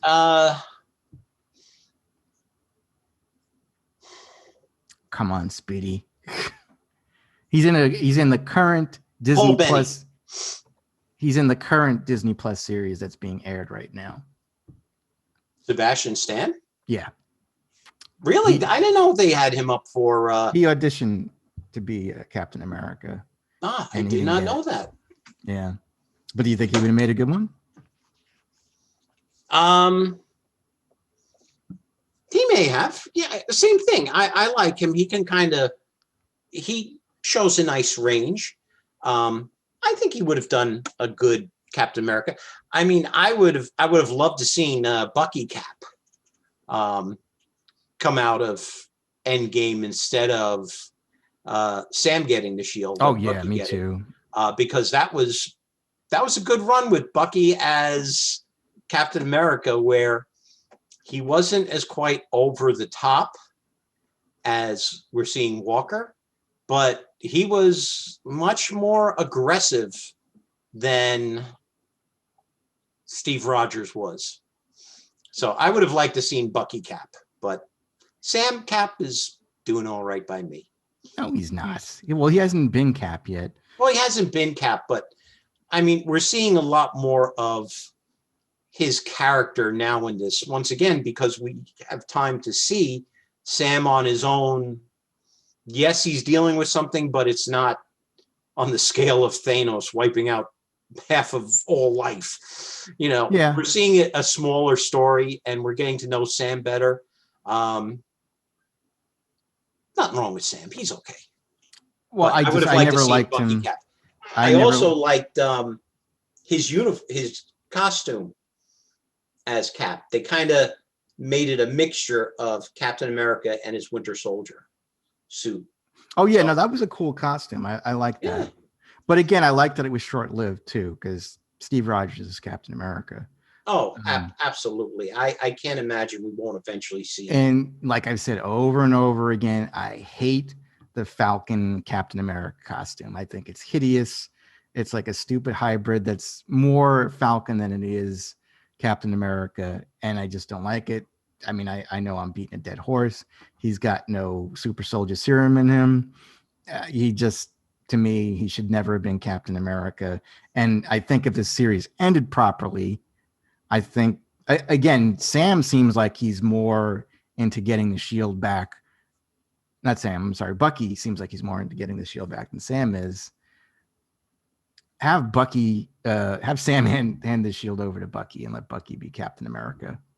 Who knows? Maybe that might end. It's possible. But I think that's the way it will end. But it's Disney. It's not going to happen. Well, I mean, I never quite got the shield going to Sam, even in the comics. I just didn't, because the Falcon was a hero in his own right. He didn't need the shield to be a superhero. You know, he had the training. Let's face it, he works out with Captain America. You know, he knows how to fight. So I don't think it's a matter as much of, you know, Sam can't handle himself, he shouldn't be Captain America. I just think it's more, you know, he has his identity. Sort of like why would Dick Grayson go step in to be Batman when Nightwing is a hero in his own right? Yeah. And Bucky, again, however, you know, Steve has been his best friend. He sees Steve as, you know, the epitome of heroicness. And because he probably feels a huge debt to Steve Rogers, I could see him taking the shield for that reason. Like we're seeing in the series, you know, he reveres the legacy of Steve Rogers. But he also is trying to atone for all the trouble he did as the Winter Soldier. So I could see his reasoning for taking the shield up as stronger than Sam's. Yeah, but that's exactly. Not to take anything away from Sam. Yeah. Anyway, let's move on from that one. All right. So the next guy. The only thing I really know, he's been in Tron Legacy. Did you ever see Tron Legacy? No. Yeah, you're not going to know who this guy is. It was too much time had passed from the original Tron. Dude, I'm telling you, watch it with Patrick. You guys would love it. I think you'd have a blast with it. And the music is incredible by Daft Punk. You'd have such a blast with it. Well, he would. Anyway, It's called. His name is Garrett Hedlund, and this is what he looks like. He would need to build himself up. He looks like he could be a Thor. Yeah, I could see him as more like a Thor look. He doesn't look as chiseled, I guess is the word I'm looking for. Like that jawline. Whoever plays Batman has to have a phenomenal jawline. The rest of them could be hideous, but he's got to have a good jaw. Not that this guy doesn't look like he could be a superhero, but he doesn't look as Captain America. He looks Thorish. You're right. I think he'd make a good Thor. So what's funny with him is that they had done Tron Legacy. So he was under the impression that Tron Legacy was going to take off and there's going to be sequels and that he was going to play that character from Tron Legacy in multiple movies. So I think at the time, Paramount had the rights to Captain America and they wanted him to audition for Captain America after seeing him in Tron Legacy or something like that. And he didn't want to do it because he felt that he only wanted to play one hero. And he figured he was going to go on to do multiple sequels with Disney and Tron. But boy, did he blow it. Because I really haven't seen him in anything after this. He was supposed to be in the live action Akira movie. And that got canceled because... Is it canceled? It just seems to be in like development hell. Well, no, they didn't like the fact that they had a predominantly white cast. And I agree with that. I'm still against what they did with Ghost in the Shell too. It's like, you want to be as close looking to the character as possible. And he was supposed to play Kaneda. I don't know if you remember Akira. Yeah. So yeah, they canceled that. A lot of the fans are like, no, it's like not this guy. He was decent in Tron Legacy, but yeah, he blew it. He blew it. All right, so this next actor, he's been in the movie 21 Jump Street. Johnny Depp. Johnny Depp, was he in? Yeah, Johnny Depp was in the original 21 Jump Street. He made a cameo. I have the shield. Ask not where it came from. Ugh. He was in The Kingsman, The Golden Circle. Oh, he was in The Hateful Eight. Chatham. Close. It's Channing Tatum. Channing, yes. So now this guy, I don't get why. I mean, who was it? He was in that Magic Mike stuff, which I never seen. Like he was in G.I. Joe. The less we say about that movie, the better.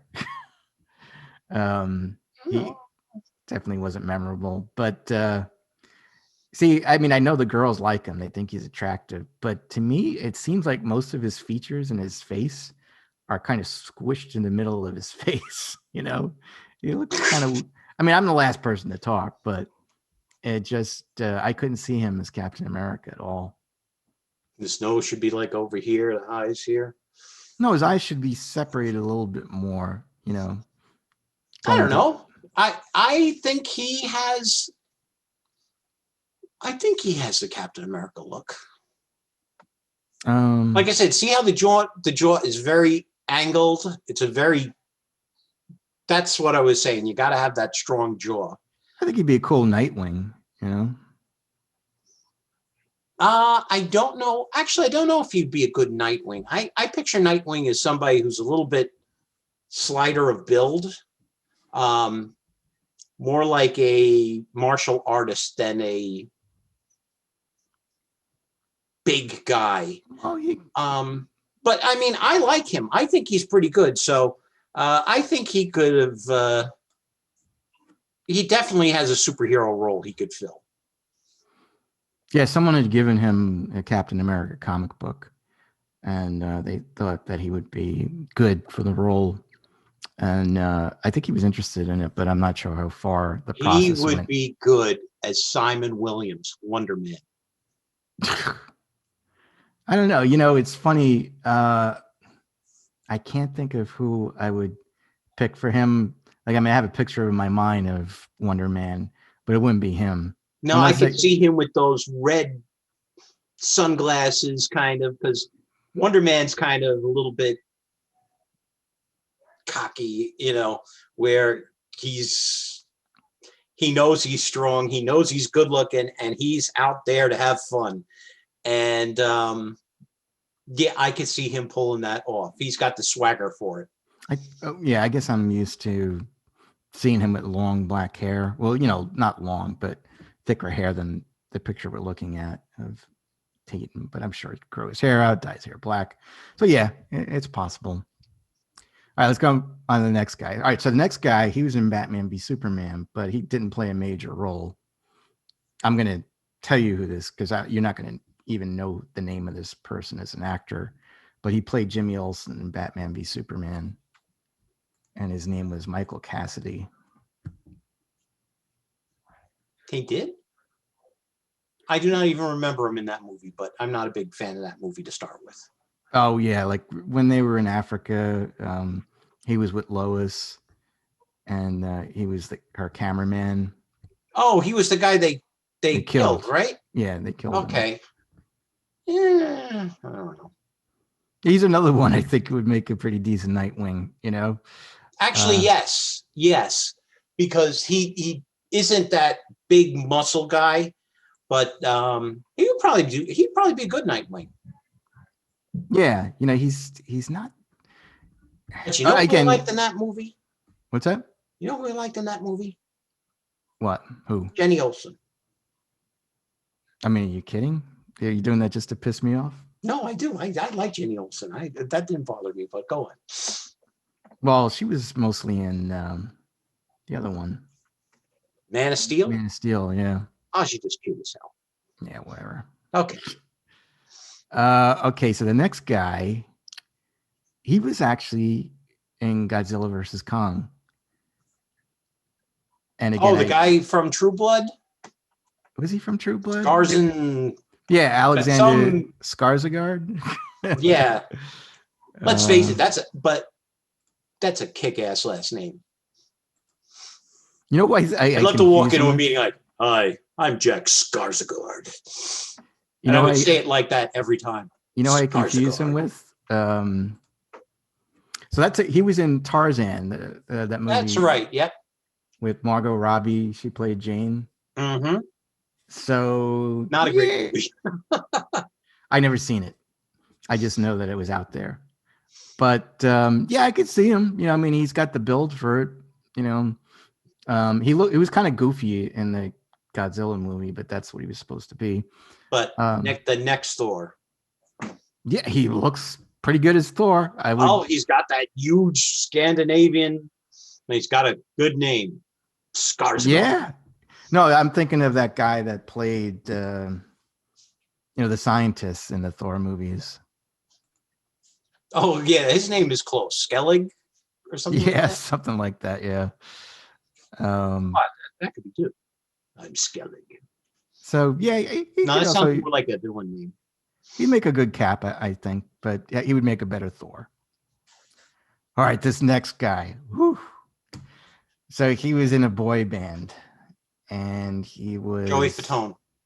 No, but his first name is Joe, which is a pretty decent name, and he is in this boy band with his brothers. One of the Hansons? No, that's what I would have guessed.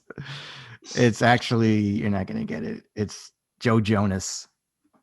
He actually auditioned to play Captain America. He really wanted to be Captain America. He's not the Jonas that was in the Jumanji movie. I never seen the Jumanji movies. You didn't see it? Oh, that was pretty fun. The Jonas Brothers are very funny, by the way. They sometimes go in and take over Z100 in the morning. Oh, yeah. Like the three of them just show up at the radio station and they just, whatever's planned, they just go with their own thing. They're very funny, the trio of them. Well, yeah, he auditioned. He was a big Captain America fan. And his brother did too, Kevin.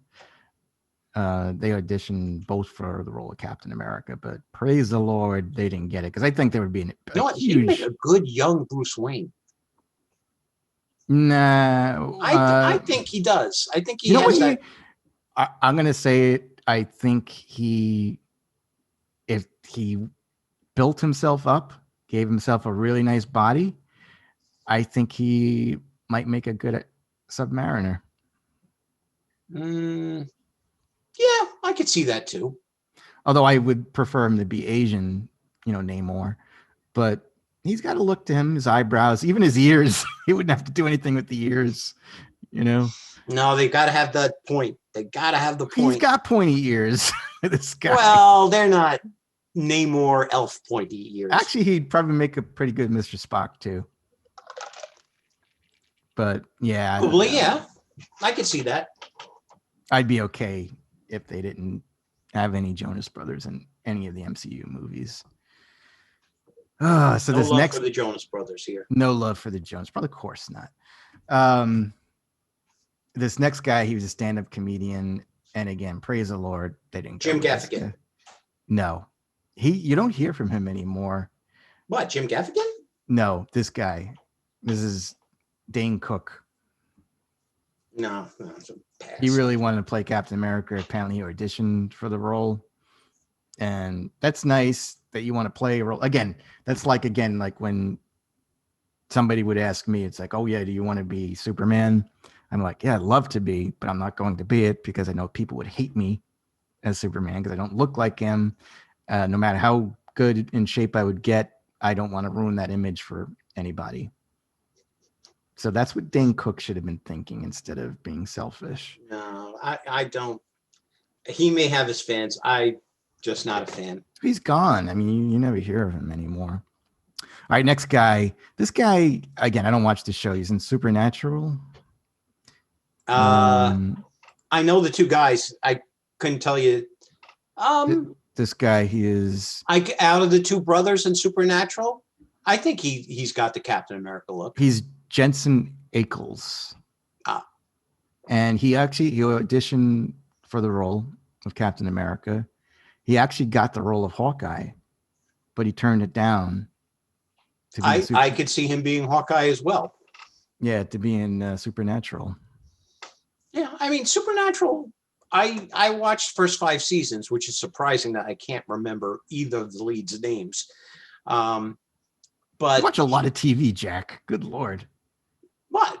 No, I'm just saying. It was years ago before, Even so, it's like anytime you'll mention, oh, did you watch this series? You should watch it. It's on Amazon Prime. Oh, you should watch the series on Netflix. It's like you've watched so many series that I can't even fathom even trying to catch up to you. Well, yeah, but I don't watch that many. I mean, this is old. Supernatural was on for what?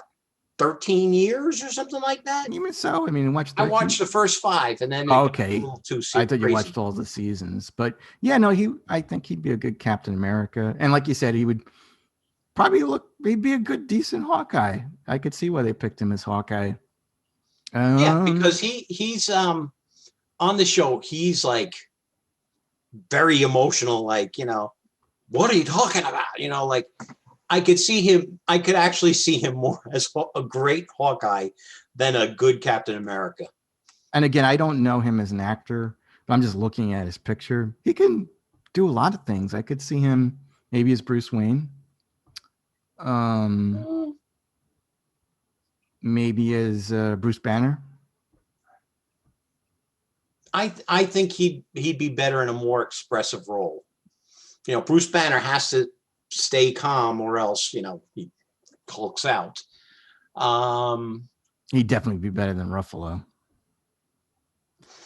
I mean, for me anyway. I just to me, you gotta Ruffalo to me is just a little too chubby to be Banner.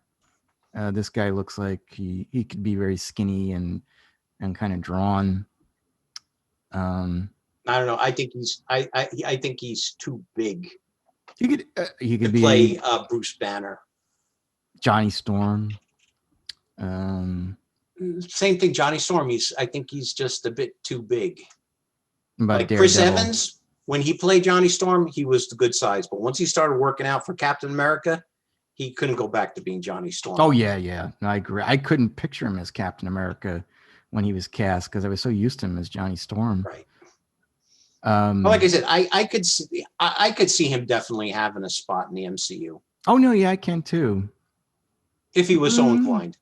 What about X-Men? Maybe Cyclops. Oh, he'd make a great Cyclops. Yeah. Yeah. I gotta write him a letter. He'd be a good Cyclops. Because Cyclops, when the X-Men started, there's a reason they called him Slim. But through the years, you know, Cyclops is built up a bit.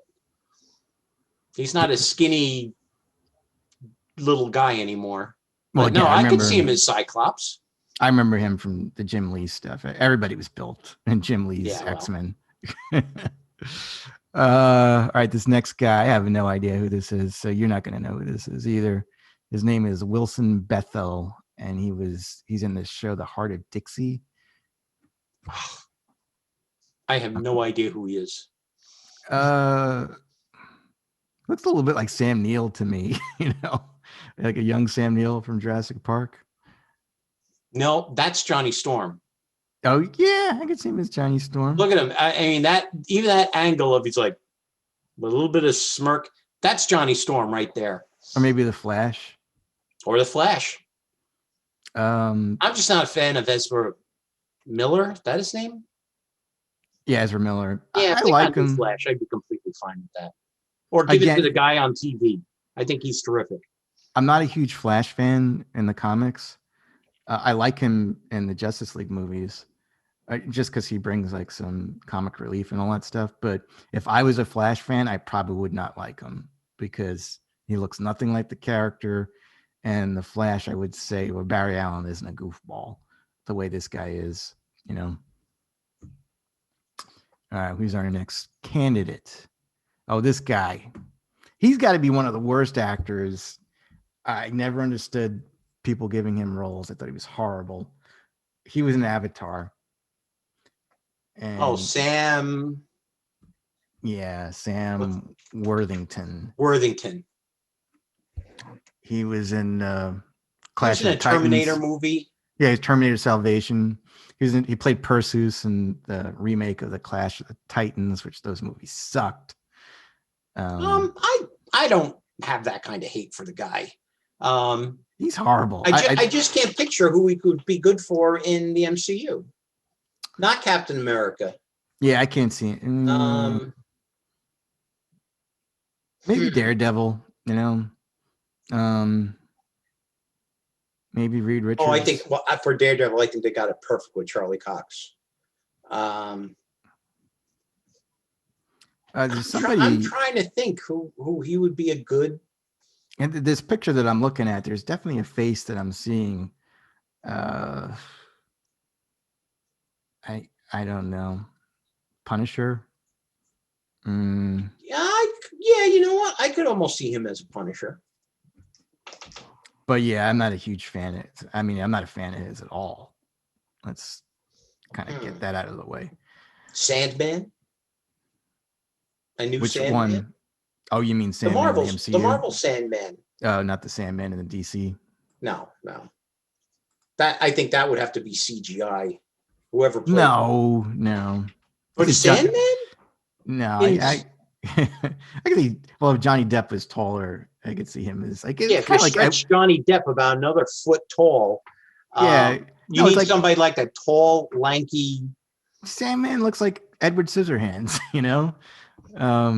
I could see them do a Sandman, but I actually like the DC Sandman better. Book. I wasn't that big of a fan of Sandman. I found it unnerving. It was a little complex.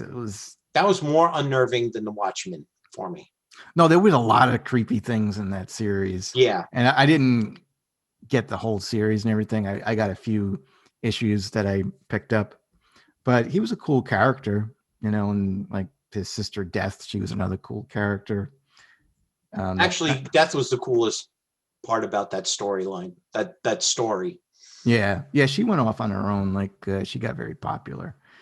Yeah, I'm surprised that you don't see her anymore. Especially like they got Harley Quinn. You would think people would love Death. Uh, she was more goth, I would say. Sandman's very goth. I think they are doing a series. I don't think goth. I think just Death definitely Death. looked like, Yes, Death was yeah. very goth.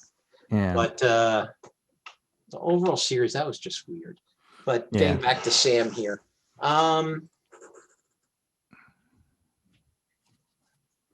Anyway, I don't know. He definitely has a superhero look to him. I just can't think of who he would play. Are you seeing my pictures? Because I'm seeing it's your screen sharing is paused. Yeah, I'm seeing your picture. Okay. All right. Or me. Am I pausing? No. No, as long as you see the pictures, that's all. I can only that hold still that so long. All right, so this next actor, I don't even know who this guy is. All right, he was in the Twilight movies.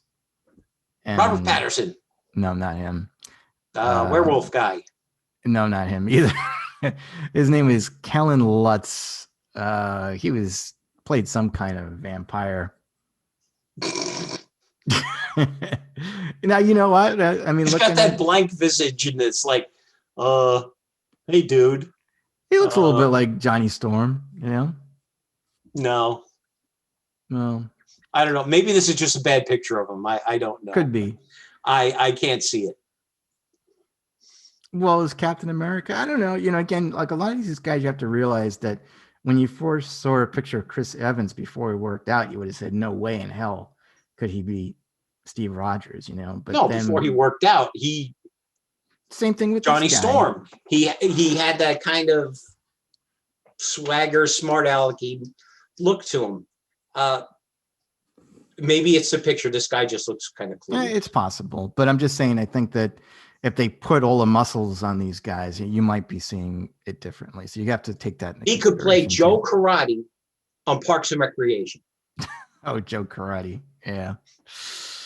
Oh, man. All right. So this guy, I don't know much about this guy. I think, no, he wasn't in Lost. That was the other guy. He was in Speed Racer, which I really like that movie. I saw it again recently. Have you ever seen the live action Speed Racer? No, I've seen clips of it. I wasn't a big Speed Racer fan as a kid, so it didn't have that nostalgia hook for me.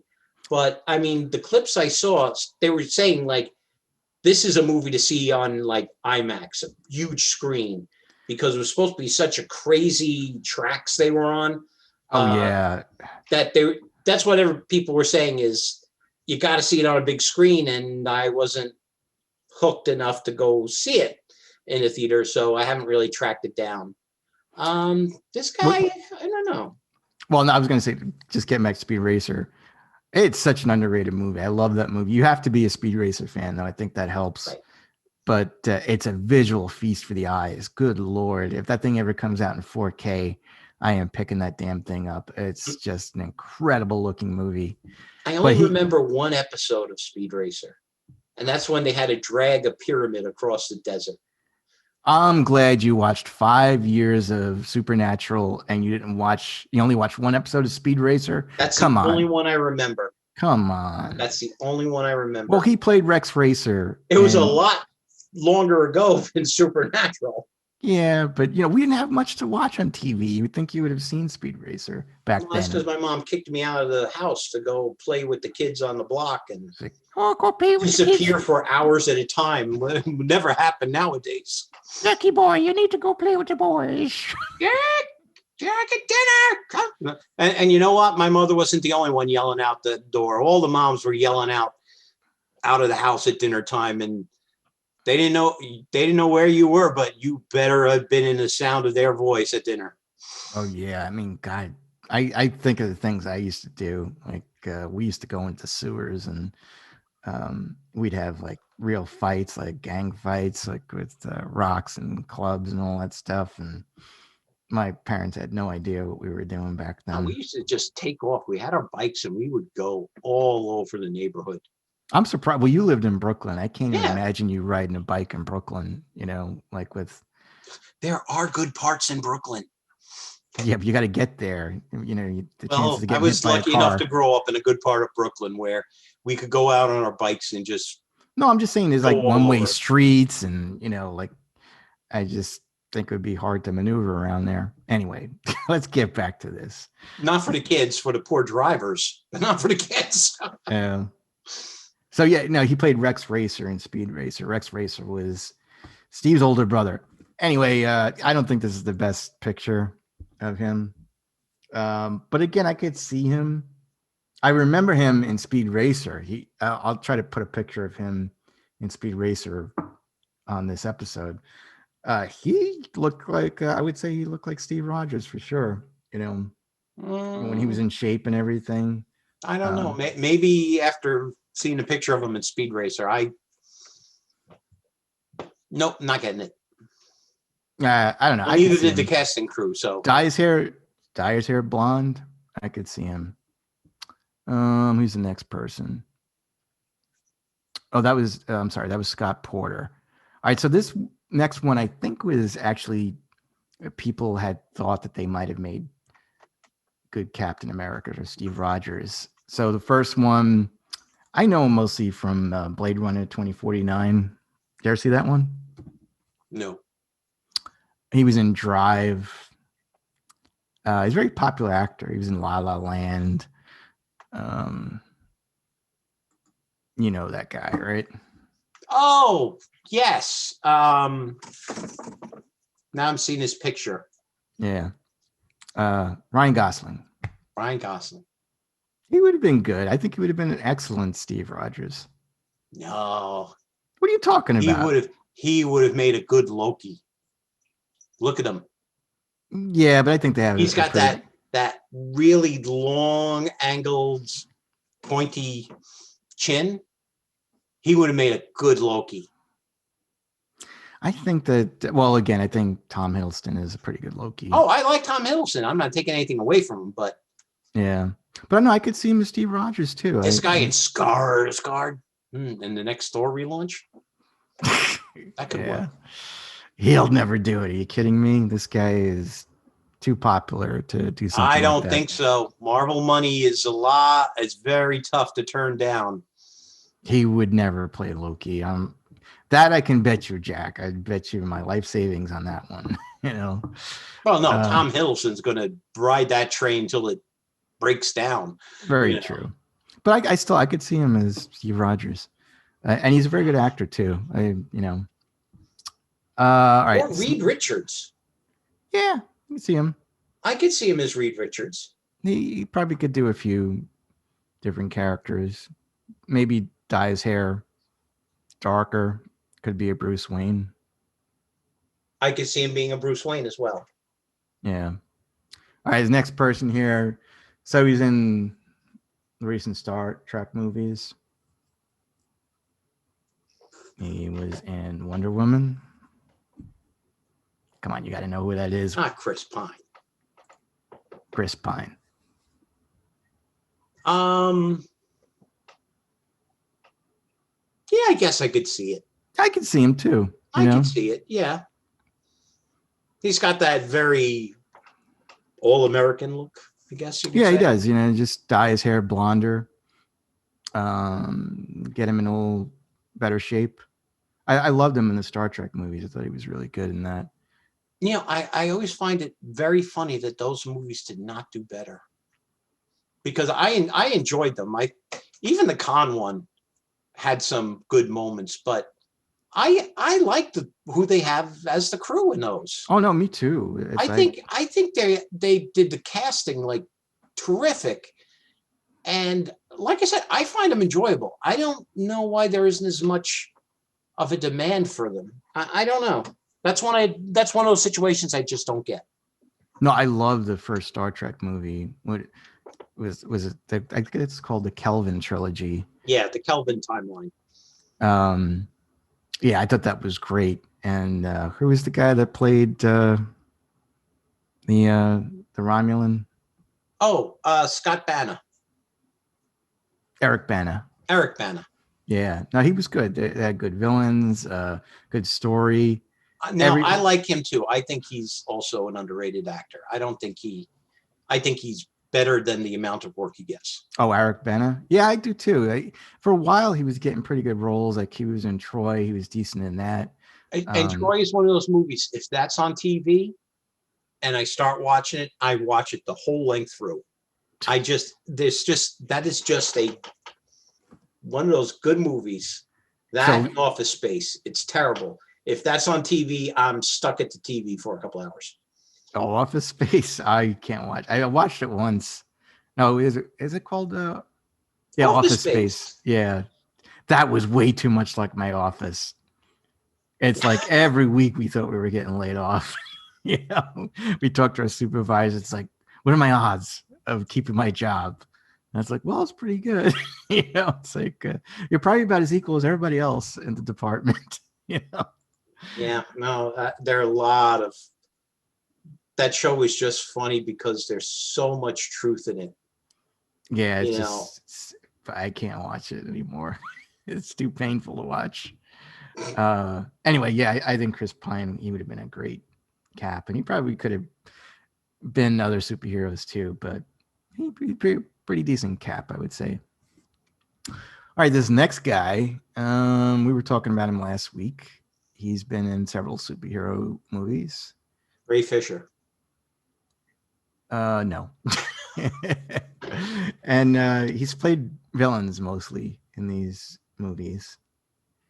And you actually watched it on TNT or TBS. And you said how you're so much of a fan of this movie.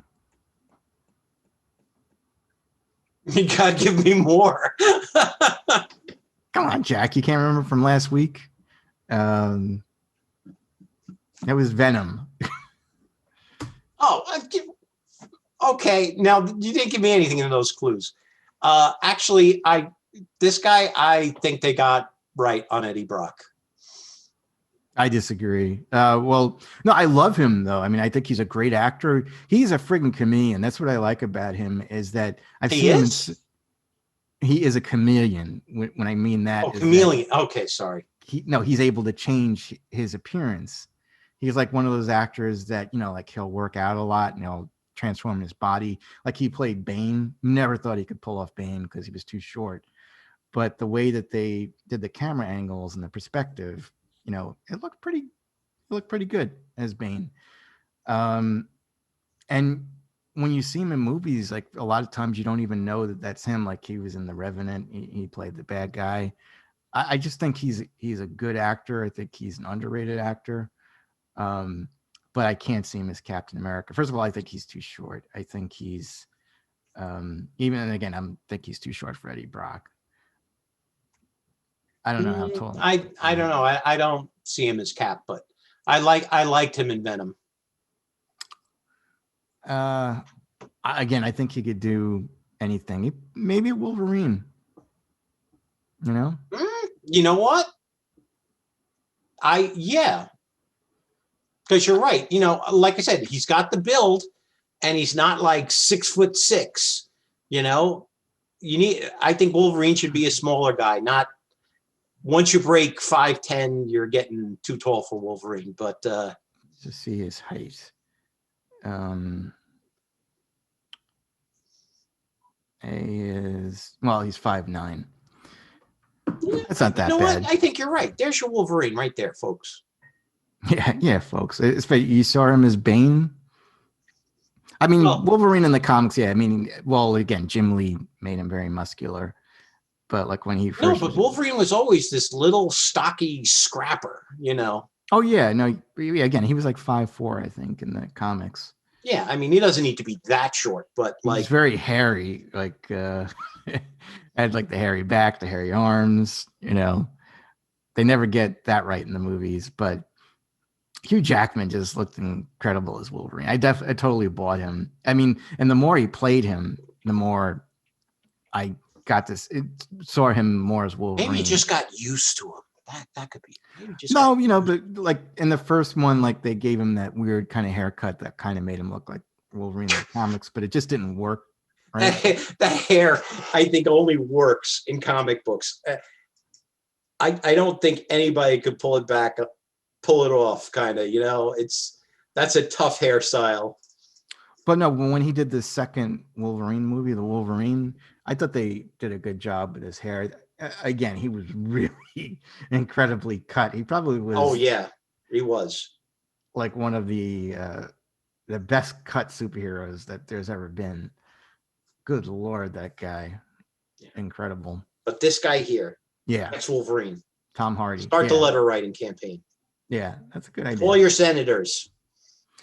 Okay, next guy, he was in the Fast and the Furious movies. He was in Suicide Squad. Vin Diesel. No. The Rock. He is the son of Dirty Harry. Of who? Dirty Harry. Oh, okay. And the man with no name. Yes, I know. I know Clint Eastwood. I don't know his son's name. His son's name is Scott Eastwood, and he was in Suicide Squad, and he was in the Fast and the Furious. They keep pushing him in the movies. I don't think he's really his dad, as far as acting goes. Suicide Squad? He had blonder hair. I forget. He wasn't. I don't know if he was a villain in that one. I think he might have been one of the good guys that was working with them. That was working for Amanda Waller. I don't know. But their handler, that guy? What's that? Their handler? Like when they went out on the mission, there was the one guy who was like, yeah, you go too far, I'm going to push the button. Could have been. Was he a good-looking guy? I honestly don't remember. I remember the role. I don't remember. Well, that's the whole thing. I barely remember it, but I know he was in it because it's like, I was like, oh, well, I know that. Who this guy could also be? You brought it up earlier. I think he could make a good Namor.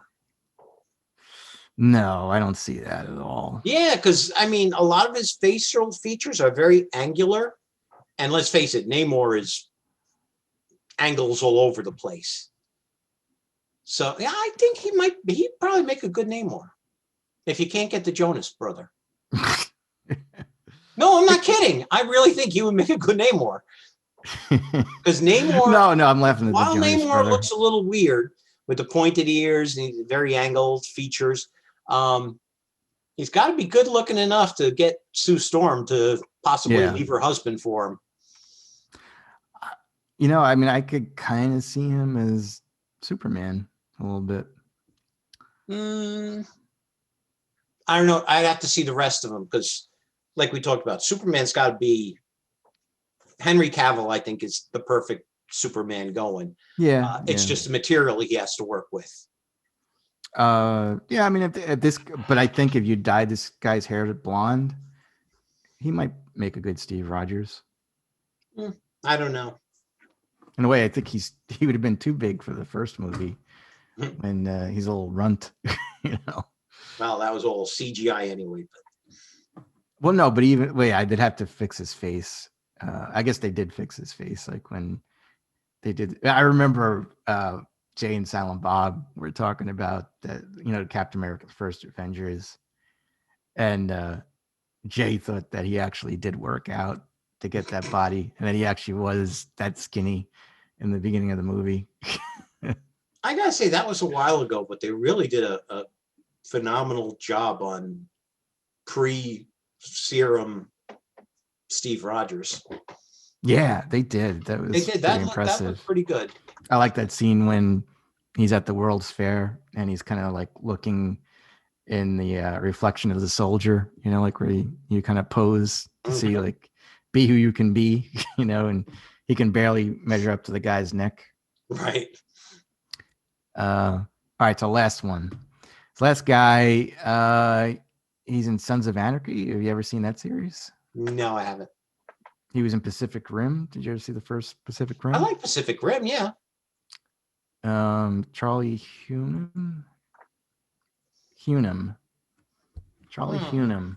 It's funny, I wrote Charlie Hunter as his name. Compliment to Charlie.